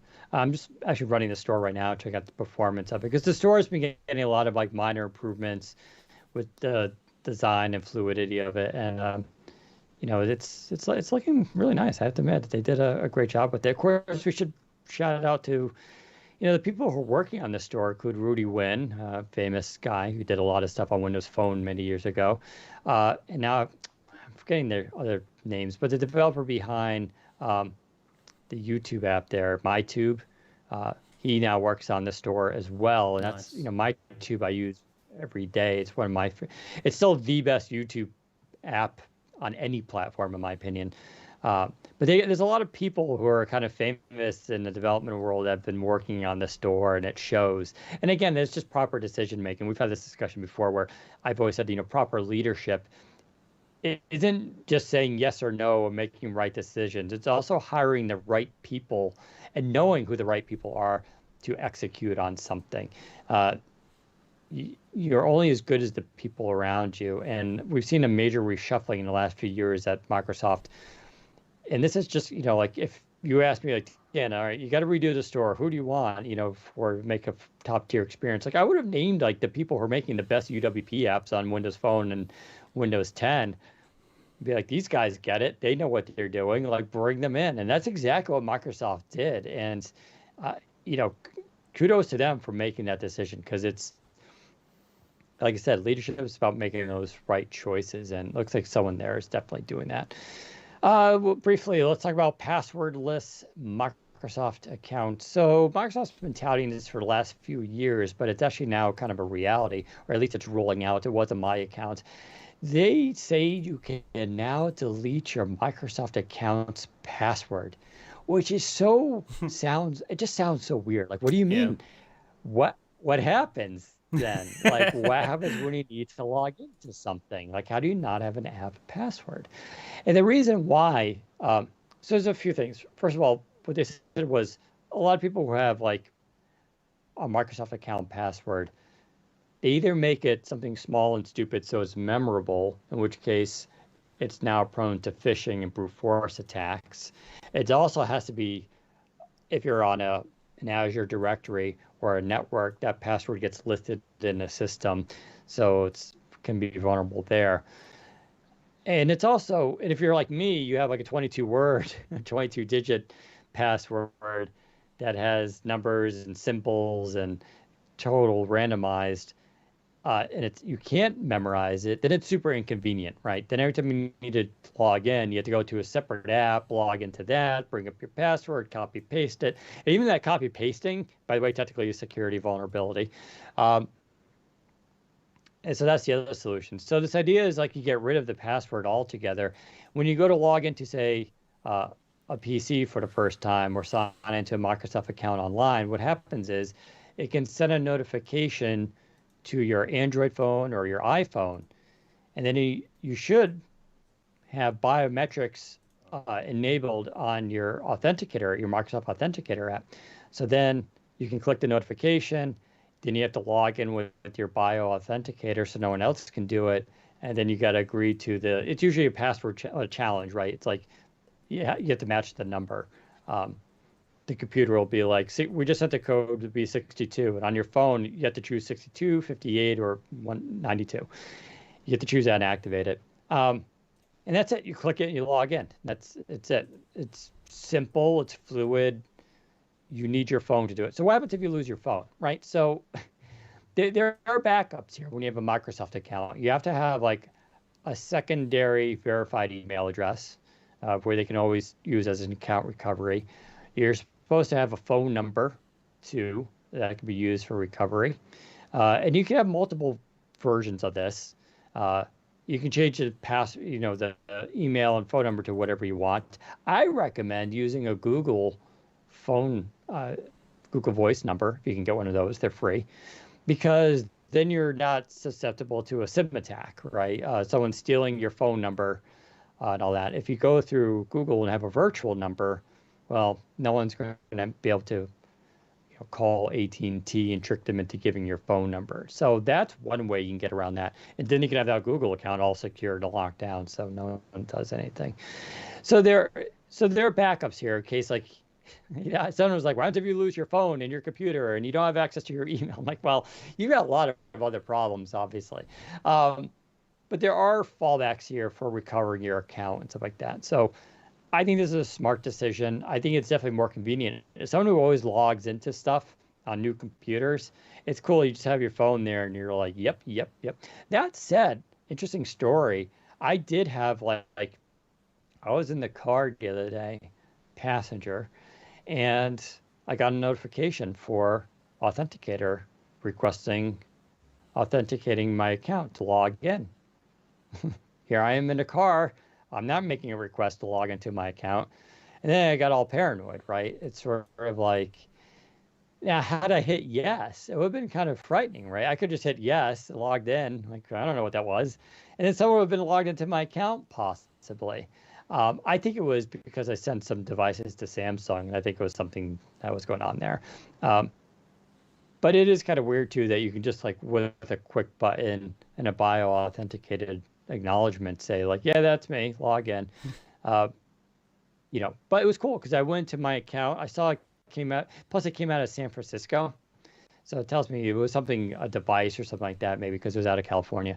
But you could see, we get the IP address of who it was and like all this. You can get some information, all that kind of stuff. So I don't know if this is the complete answer to security, but Microsoft is very, very concerned with and putting a lot of effort to security, which brings us back to Windows 11, right? With those stupid TPM and CPU requirements. I know a lot of people view that as stupid, but it's because of security they're doing that, because they're tired of Windows computers being attacked. And they're just like, there's new hardware out that solves these problems for us and patches these holes. We want you to use that because everybody will be safer for it. So I think this is interesting stuff. Do you know if you're going to ditch your passwords? I've not. I'm scared. Because one of the concerns I had, well, which Jez also mentioned as well, is what happens if you lose your phone and stuff? And the answer is, well, with the Microsoft Authenticator app, you can actually restore access to your account just by logging in again. So that sort of solves that. Yeah, I don't. Yeah, I'll do it. I mean, I just haven't got around to it. I don't see why I won't do it. Yeah, Microsoft really is like on this sort of warpath of killing off the password. They've been on this warpath for a few years now. Like back in, I think Windows 8 was the first time they really sort of pushed the idea of using something other than a password for logging in. Like they had picture password and pins, of course, as well as our. I don't see how a pin is more secure than a password. I don't think it is, because obviously it's less characters. No, there's a lot of counterintuitive stuff here. You're Yeah. right. The pin, though, is supposed to be unique per device. Right, but is it But though? still, I know. I agree. There are weird. I've asked that before, but I've got the answer because it was very convoluted. And someone's asking, doesn't that mean anyone can send an authentication request as long as they know your email? They can send a request. At least with a password, they need to know that. They need to know that first. Technically, they don't need to know that first, because when Right. you actually go to log in on modern systems with Microsoft account, it actually allows you to choose your method. You can actually, like, if it says password, usually it says below it, like, try a different method. And you can do authenticator app. Yep. You can also do a smart key. That's another solution here. You can have a physical smart key that you carry around with you. You can also text. Like Google does this too. Google has like choose another way. It'll give you like 6 different ways to get your text or your verification code. So that's not completely true. The second thing is about if they know your email. So that's kind of the other part here. Obviously, the backup email isn't your Microsoft account email, right? That would be redundant and problematic. It's supposed to be another email, preferably one you don't use publicly and that other people don't know. Like you could literally just go create a generic email in Outlook with a randomized. I actually have one of these. Like I have to look up my email address. I don't know what it is because it's just random numbers and digits. Yeah. So I can't guess it, right? No one knows what that is because I don't use it for anything. I don't use it for email lists and stuff like that. So how would someone know that email address, right? So there are ways to go about this. The other thing you can do as well, I think you can still do it. You definitely used to be able to on your Microsoft account. You can actually add multiple aliases. Or aliases, sorry. Yeah. And then you can set one of those as your login email. So you can have, say, your name at outlook.com, but then you can also have like a unique one that you may not, that you won't give to anyone, that is, only and that's the one you use to actually log in, yet you still get all of the email for your name at outlook.com in your inbox and stuff as well. So that's one way you can do that. But to answer your question, does that mean people can just send a request if they just know your email? The answer actually is yes. If you were to type my email into the thing and try to log in with it, I would get that notification request saying, oh, someone's trying is this you trying to log in? And at that point all you do is say no, it's not me. And then that kicks them out of that. Yeah, and you have to wonder though, like, could someone just spam that, and like, what's the protections there? Could you then block that IP address? Right. I don't know. Like that stuff, I don't think it exists yet. Well, so the Microsoft, let me see. Yeah, there's a lot of the Microsoft account website already gives you insight into login attempts. If you go to account.microsoft.com and then go down to security, that's what I saw on Sunday. Yeah, and then you go to account activity. Really? I won't turn on my camera because I'm using it. It go down to account activity. It will give you the date and time of when somebody last tried to access your account, whether it's you or someone else, as well as the location. And I believe it gives you the IP address. It does give you the IP address. I'm trying to log into it now. Can I block IP addresses from here? No. So there's an option. It says look unfamiliar, and then there's an option to secure your account, and then. So it says you have used this network before. Sorry, go on. Finish what you were saying. I was going to say, like, one way to secure account, and I actually did this because I got paranoid. I forced it to log out all my all my systems, basically. Yeah. But yeah, so yeah, there is no way to block. It doesn't look like block an IP address, at least not yet. But yeah, you do get heads up. You will get heads up saying this is happening, and then you can sort of deny the request, and then they won't be able to access your account. So I suppose if you're really paranoid, you could just keep it as like, I'm gonna have a 22-digit password, and you have to use a verification code, because I think you can disable the pop-up authenticator app ability. I think that's like a separate, choice. Yeah. What are the options does your show for login? I've closed the tab now. Give me a sec. Oh, So for login, where are you in security? Security. yeah, well, I gotta get onto it too. Prove who you are. So obviously there's password, there's email a code, so that's to a backup email address that isn't associated with your Microsoft account, at least it shouldn't be. Then you've obviously got SMS as well if you use text to code. Then there's the option to send a sign-in notification to your Microsoft Authenticator app. And there's also you can also obviously use Windows Hello, which you can set up as well, or a security key, which is nice. Yeah. And then there's two-step verification that you can turn on, and then passwordless account, which you can turn on or off as well. So yeah. Yeah, I bet it's still a little confusing, but actually the whole removing our password is supposed to make things more simple. Yeah, and like as Zach said on the Authenticator app, you can back up those 2FA codes. Yep. If you have like a lot of those in there, those get backed up. So when you switch phones, it's all there. I had that problem once. I got locked on my Nintendo account because I switched apps, and this was before the 2FA stuff was backed up. It was on some old phone that I no longer had. And so I went to go log into Nintendo. I'm like, oh, I don't know that I lost that. But Nintendo actually worked with me on it. That's why you have those backup emails and phone numbers, though, because that's what helps you get back into your accounts. Is you can tell them, and you should know what those are, because they may ask you, like, what's your email? And you're like, I don't know. I'm gutted. So I have zach@msn.com. That's my account. That's my email address. However, I forgot the password because it was years ago, obviously. I've forgotten the password. And no matter what I do, I've tried to recover it. I've tried sending because I don't know any of the recovery stuff because it was years ago.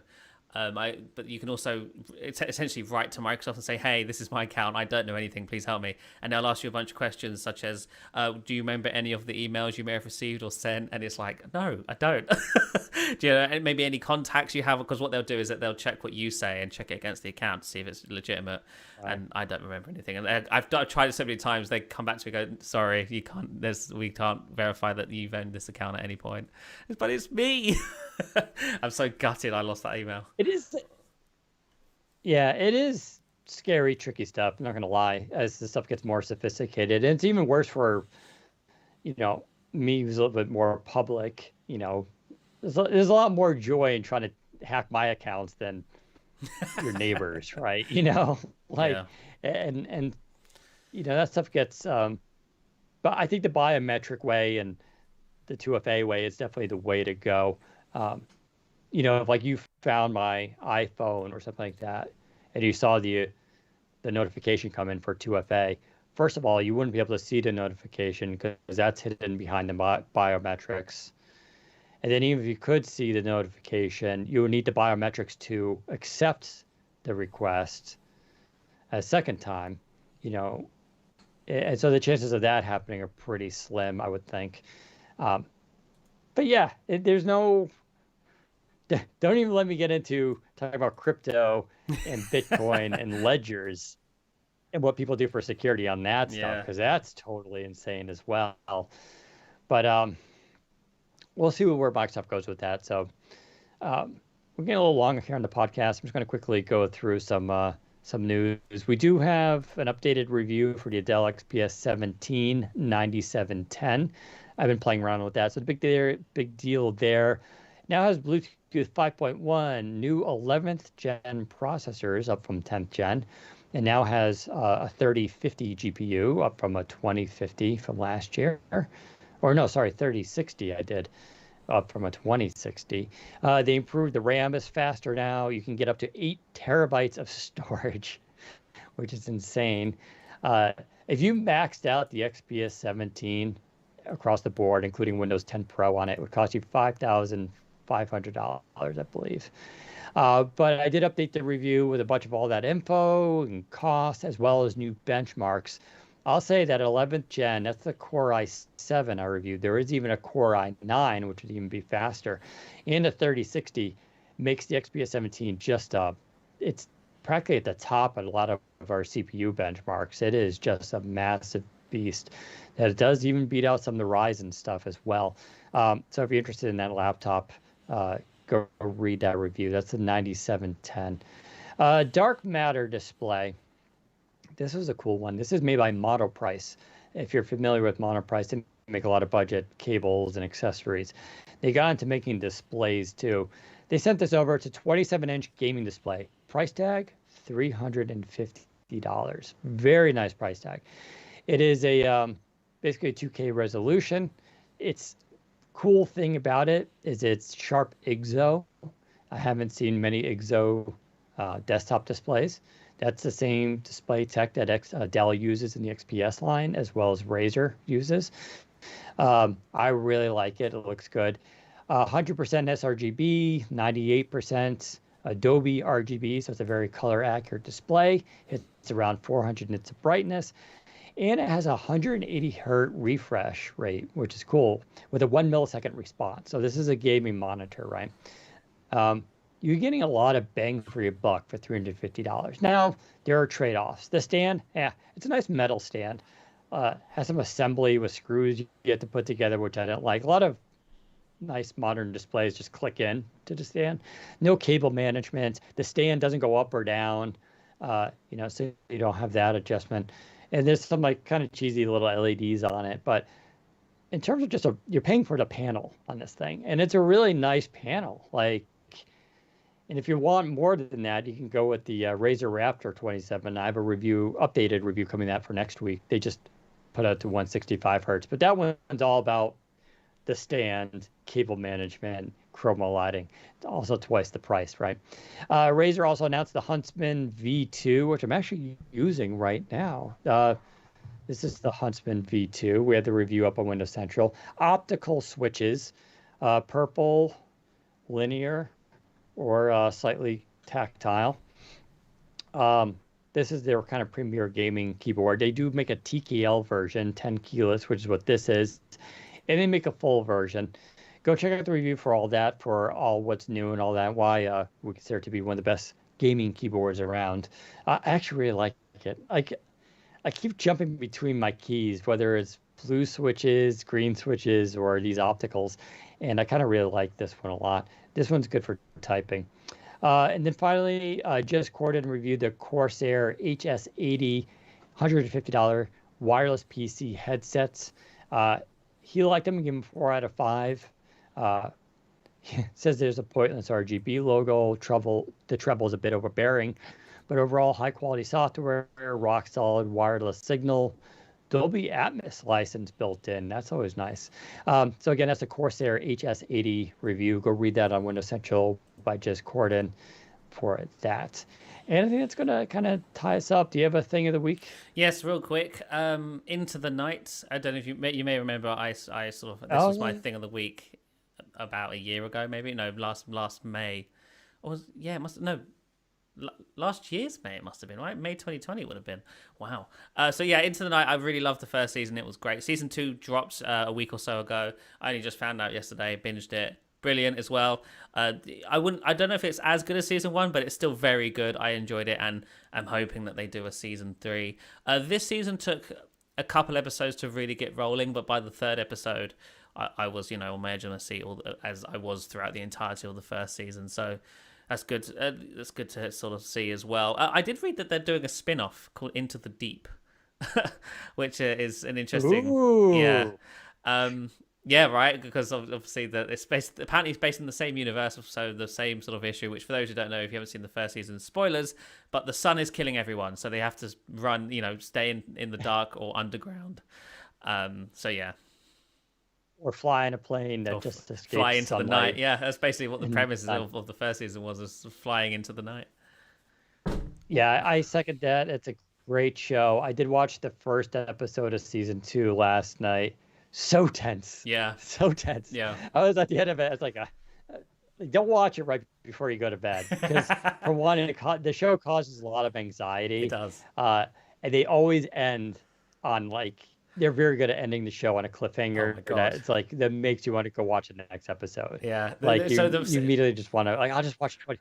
Yeah, Hmm? the cliffhangers of this show are insane. Luckily, it's only 6 episodes a season, and the episodes aren't incredibly long. I think they're sort of less than an hour, like 40, 50, 30 to 40 minutes Yeah. for most of them. So you can binge the season if you really want. That's what I did last night, and yeah, it's great TV. Yeah, it's definitely and it's an international cast, which is kind of cool. Right. Um, yeah, Into the Night, definitely recommend. I'll just also shout out two things. One, I saw the movie *Malignant*, which is on HBO Max, and as a fan of 1970s and Cronenberg body horror, I was blown away by this movie. There was like some parts where you're watching, like, oh, okay, I figured it out, it's this and that. But he's still the director. I forgot the director's name. He's pretty famous. He's done a lot of other movies, including one of the Fast and Furious films. The reveal, though, was just so cool. It was just such a new, original twist on kind of horror.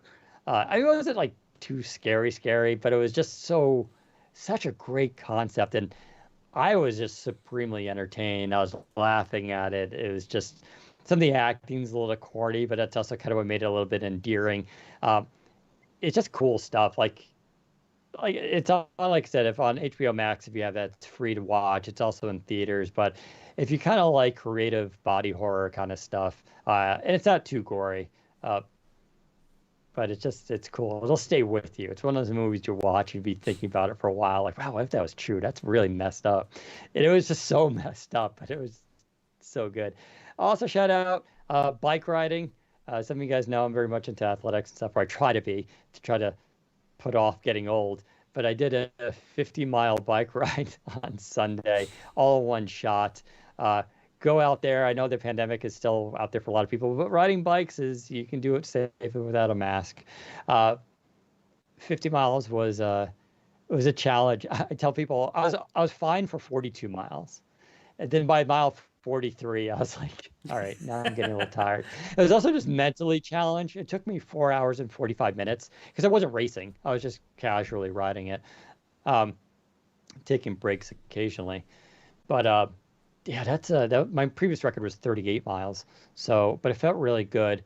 I did Monday. I almost had to call out of work though. I was so exhausted and tired even on Monday. So make sure you budget your schedule appropriately if you want to try that. But I'm a huge fan of bike riding. I loved riding my bike as a kid. I got into it again about 5-6 years ago. I've been slowly ramping up. Luckily, they make special bike pants with they call them bibs. They strap around your shoulders, but they have like a padded butt. Boy, did I need that for this 50-mile ride. And I had it, and it helped out tremendously. But I want to do more of that, go further and further. I'd love to actually get into road racing. I have a hybrid bike, so I don't do like the really fast stuff. I wouldn't mind trying to really fast stuff. But here's just some inspiration. Go out there. I'm 44, so like you guys can do this. If you're in your 30s, you should be crushing me on this stuff. So go out there and do it. Don't wait till you're old. Because it's a fun world. I will say also my gym now requires masks inside. Oh, that's annoying. Even at the machinery? Yeah. Oh, man. At the what? At like on the treadmill stuff? Yeah. The whole time you're in the gym, you got to wear a mask. I actually bought a Under Armour mask last year, which I'm glad I did because it keeps like a good inch from your mouth with the mask itself, so it actually gives you room inside, and it doesn't feel as claustrophobic. It still gets a little hot, of course, but one, I look like a ninja when I'm working out, so I'm totally fine with it. But two, it's pretty comfortable. So I don't know if Under Armour still sells that. If they do, I recommend it. Go to their website. It's probably even more improved because I bought it when it was like they had to make it first and then they sent it. I'm sure now they might have improved it a little bit. And Razor, if you're listening, you want to send me that Zephyrus, whatever that thing is called. I'll support that at the gym. You look so baller in the gym with that on. I really will. I got to tweet out Razor to be like, come on, get it to me. I'll do some coverage. So anyways, that's our things of the week. Hopefully you like it.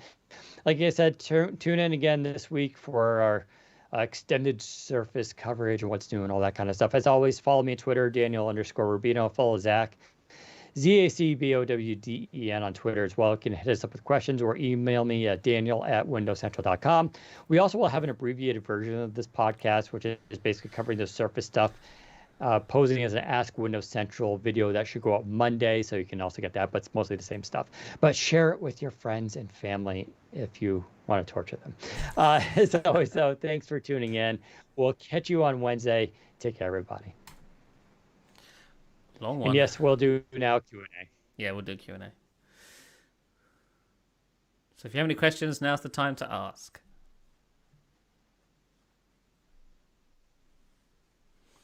We'll hang around for 10 or so minutes because it's quite late here now. 9:20 on a Friday night. Some stupid guy kept blabbering during the podcast. Oh, that was me.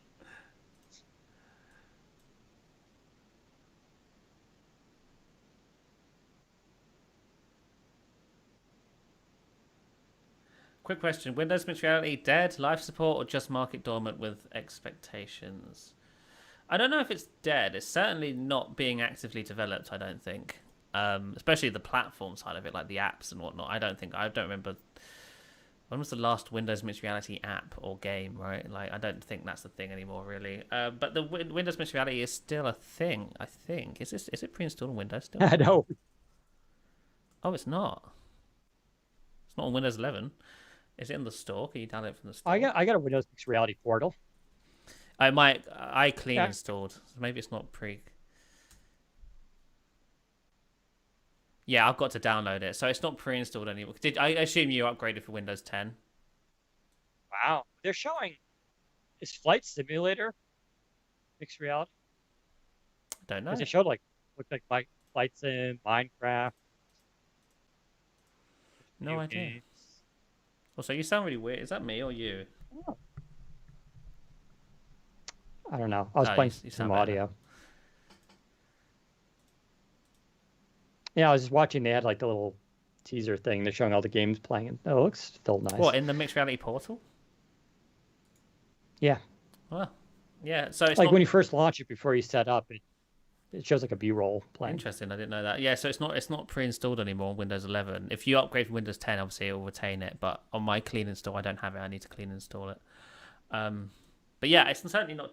I don't think it's dead. I just don't think it's being actively developed. Which is weird because they did do that HoloLens announcement last year, right? That was at Ignite. And HoloLens was kind of front and center for that. That was like the main keynote. Yeah, HoloLens. They announced HoloLens is slightly different to Windows Mixed Reality on desktop because obviously Windows Mixed Reality desktop requires VR, and I don't think we're really seeing that side of thing. But the AR side is, I think it's segregated. It's its own sort of thing, and that's continuing on doing whatever it's designed to do. Someone was asking, can the Duo 2 still open all the way up to 360 degrees flat with the new camera? It cannot. It can go to, what, I'd say 358, 57 degrees, like that. But we've chatted about this countless times on the podcast at this point. I think it's going to be fine. Yeah.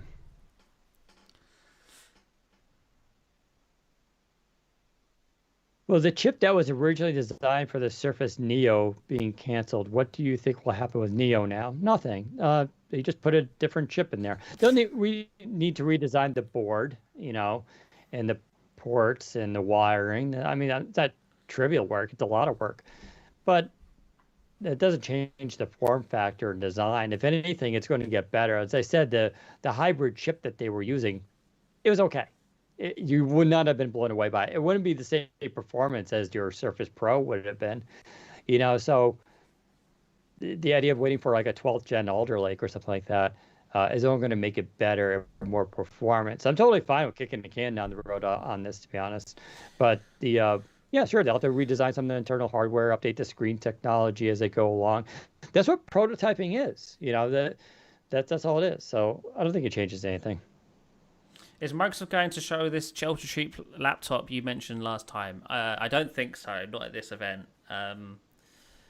If they don't, I will probably do a write-up on it at some point. But yeah, I maybe they will, but I doubt it. I've not been told that there's the ultra cheap laptops launching this at this event.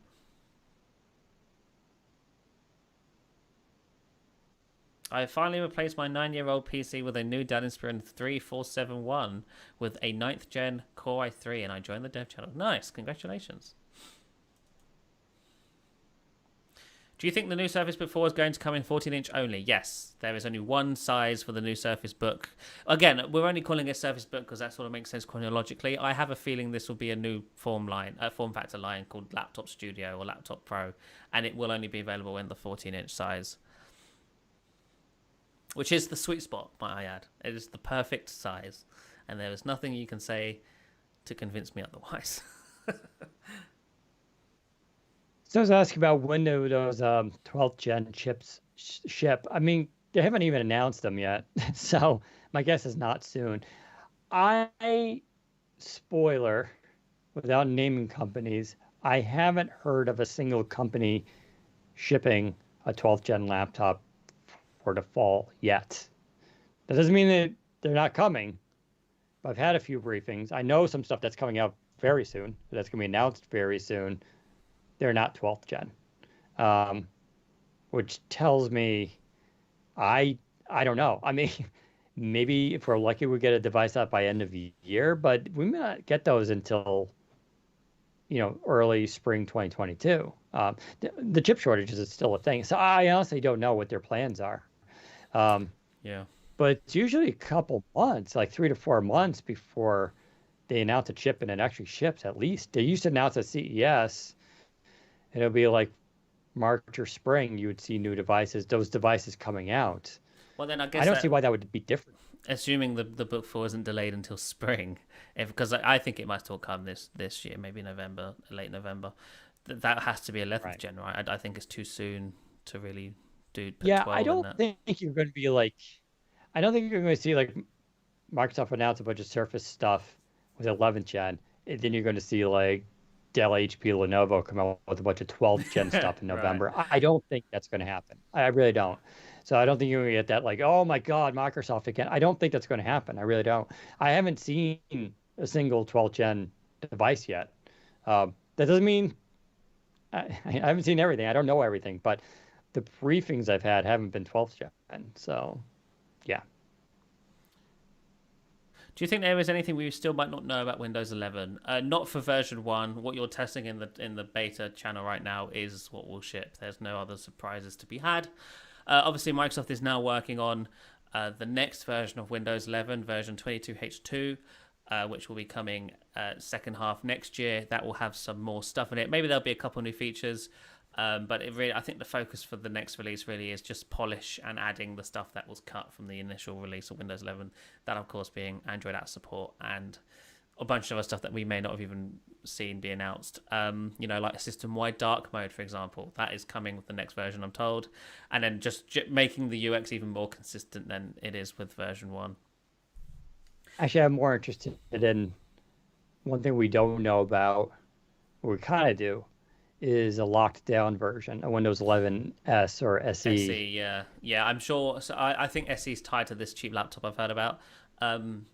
But SE is weird because in the builds that you can sort of force the SE SKU to install if you want to test it out. It's weird because like it has weird limitations, but it's not limited in all ways. Like you can still access command prompt and the registry and stuff, but you can't access this PC or the C drive and stuff. Also, you can only the snapping menu in SE only has 2 snapping modes. It has side by side or slightly over. Like the quadrant option is gone. They remove it for some reason.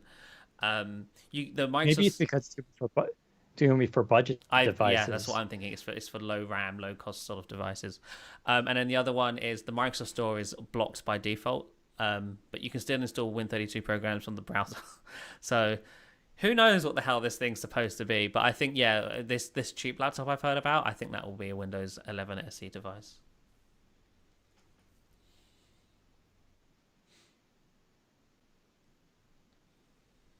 After the Pro 5, why aren't they shipping it with Windows Pro version on their Pro device? Because most people don't need everything that Pro comes with. Pro is Windows 11 Home and Windows Home and Windows Pro are more or less the same. There is a slight, it's a bit more different now that Windows 11 is a thing, because obviously Windows 11 Home requires an internet connection to set up, as well as an MSA, whereas Pro doesn't, and that will be the biggest difference between them now. But all the other differences between Home and Pro are very enterprise focused, which I don't think most consumers care about. I mean, Microsoft has the numbers, and I'm pretty sure they were seeing that most people buying Surface devices with Windows Pro installed were not using or utilizing any of the Pro features. And if you are, that's what the Surface for Business line is. The Surface for Business devices still come with Windows Pro pre-installed. They are, maybe $100 or so more expensive, but that's because you're paying for the Pro license, which is about $100 more. So that makes sense. What about Band 3? Well, Zach actually has a Band 3, and that was canceled many years ago. Mm-hmm. So what about we'd actually it? be asking about a Band 4, technically. Yeah. Technically, it would be a Band 4, but no, we already mentioned we don't expect any wearables. No, yeah, I think they're done with the wearables. Does Android 11.12 address apps spanning on duo screens, correcting the ratio of apps like Instagram, etc.? I don't know, and I don't think so. I don't think so. I know Zach said the one feature we'll have on Duo is you can open apps by default spans. So you can set Kindle to basically always open spans like you would, right? It kind of makes sense. So that's going to be one change we have. But I don't know about the formatting stuff, because even Fold 3 has that problem still.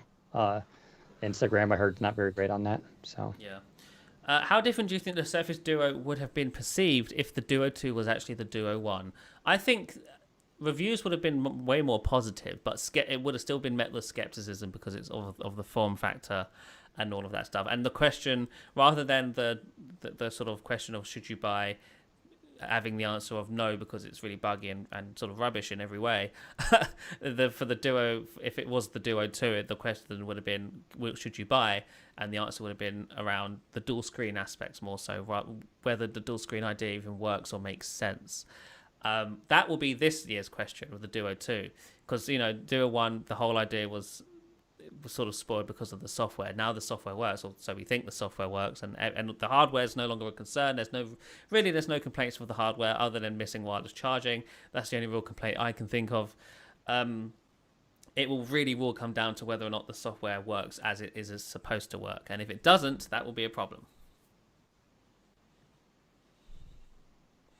Will Windows 11 have ads like the ads that broke the taskbar a few days ago? Yes, there will be adverts calling them ads is, I guess, one word for them, but I think Microsoft would like you to think of them as tips because they pop up. It says, "Hey, did you know you can do this?" Yeah, I don't like. They're not ads. Ads are little commercials. Go buy this now. Click this link to an external thing. I don't think a company promoting its own products within its products is. I get it. It's a fine distinction. Here's the thing: everybody does it, so get over it. That's my opinion on it. Everybody does it. Apple does it now. Samsung's all about it. Yeah. Apple does it like crazy. It's all over the place. Do you think every year from now, more CPUs will be dropped from the Windows support yearly? It's a good question. I don't think so. Windows 10 has dropped support for CPUs throughout its cycle. However, they never really, forced it, right? Like, even though your CPU isn't on the list of Windows 10 supported CPUs, you can still install Windows 10 and there's no real concern or errors or warnings or nothing. Whereas Windows 11 does have the warnings there if your list isn't on the CPU list. However, Microsoft's sort of reasoning around the whole CPU thing being the way it was for for Windows 11 was because of the whole security aspect. Now, unless they're once again jumping in the security department, which I don't see why they would. They've done it now, and it should be a while again before that's necessary.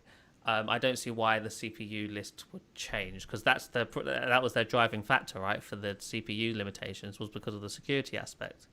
So we'll see, but I doubt it. Do we know if they updated the inking on the new hardware that's coming out compared to the Surface Pro X and Pro 6? Writing on the OneNote is jittery sometimes. So I don't know for sure. However, the higher refresh rate should help with response time. Because if you remember back in, I want to say it was the Pro 6, or the Pro 5, one of the Pros, Microsoft were very happy with the response time that they had achieved. I think it was 21 milliseconds or something like that, or 20 milliseconds. And it was, at the time, the fastest response rate for a pen on a device ever. And then a week later, Apple announced the Apple Pencil, which had 19 milliseconds response rate. So Microsoft were instantly beat. And since then, Microsoft hasn't improved upon the pen tech at all, whereas Apple and Samsung have both, beat that millisecond response time and outdone it. I think, what's Samsung up to now? 9 milliseconds on the notes and stuff. So, there's a lot of room for improvement on the Surface Pen side. Microsoft for sure has left the pen technology in the dust for a long while. They've left it on the back burner. Will this year be the year we see them come forward and improve that? Maybe. They're doing Surface Pen haptics now. Integrated Windows 11. The dynamic refresh rate should enable a faster response time. But we will see.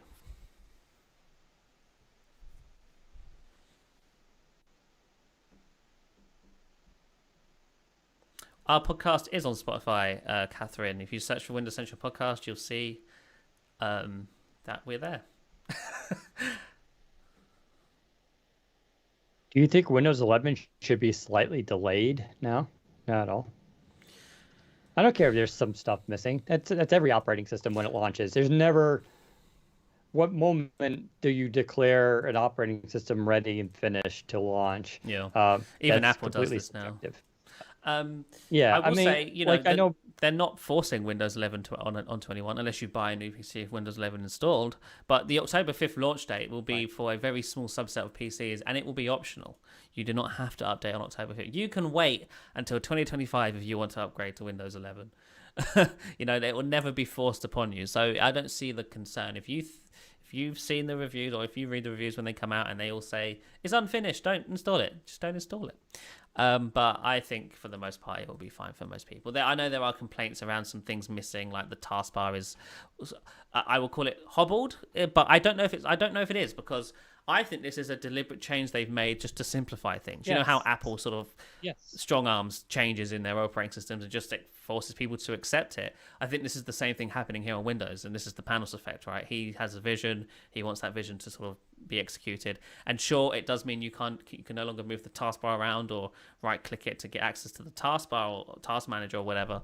But that's their vision. That's what they've decided is how this is going to be going forward. I don't think it's because they forgot or whatever. I just think they decided that it's not a thing anymore. Yeah, I mean, Tom Warren had that article this week, why he doesn't like the taskbar, the drag and drop. I literally never use any of that stuff. Doesn't bother me a single point. And I'm not saying that's right or wrong. I'm just saying that that's one perspective I get how power users and people who do a lot of really more aggressive stuff with Windows will be bothered by that. I'm not saying not to feel that way. I'm just saying that a lot of average people who use Windows don't do any of that stuff. Like, I hear a lot of complaints about File Explorer. I use File Explorer a couple times here and there. I'm not living in File Explorer every day. I go in there, find a file, drag and drop, that kind of thing. And there is this idea for the masses, right? What works best for the masses, and will they actually care? I mean, I'm on Windows all the time, and I don't use a lot of this stuff that people are complaining about. So, and I think Zach's right. They did this to focus on very simplistic, back to basics kind of tasks. That doesn't mean they won't add the stuff back later on. I think exactly. They probably will. And also, the biggest issue with the taskbar that I have is the fact that you can no longer drag a thing into the icon on the taskbar to open that app up. Like, that's the biggest issue I've had with it. But otherwise, I think the new taskbar is fantastic. That's weird. You must. It's crazy. Yeah, so for example, say you have File Explorer. You want to drag a picture into Edge. Edge is minimized. Your File Explorer is open. You drag the image. On Windows 10, you just drag the image down to the Edge icon, and then it would open up Edge, and then you can paste it into the web. Did you not? That's insane. Never used that feature at all. Also, sounds no clock on second monitor taskbar. I mean, yeah. Okay. Is it on the first monitor? People complaining that they're putting weather. You guys complain they're putting weather everywhere. With the now you want time everywhere. You have a time on your watch. You have a time on your phone. You need time on all three of your monitors too. I mean, I kind of get it. I kind of don't. I don't feel like it's a big deal. I don't know. Get a widget. Stick a widget to your computer. I feel like they'll probably solve that stuff later on, but whatever.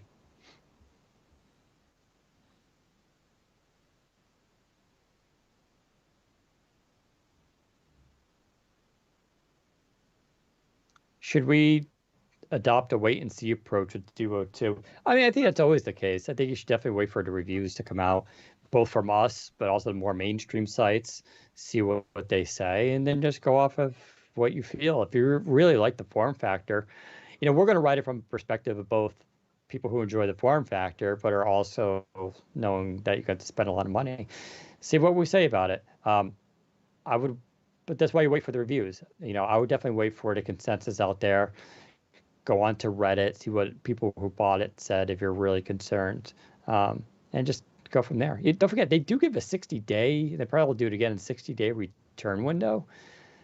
That's why I don't care about people who are like bought it and they feel burned and all this. Like we told you, there's no guarantees with it. You had 60 days. Like true. If you were on the fence and it really bothered you and you couldn't decide in 60 days, but the hope of it's going to get better, like that's kind of just a bad decision. If you bought it and in that 60 days, you're like, oh, this is pretty cool. I actually really like it. It's not perfect, but I can live with it. Then that's the point. So if you get Duo 2, same thing. You'll have 60 days. And if you can't figure it out by then, I don't know what to tell you.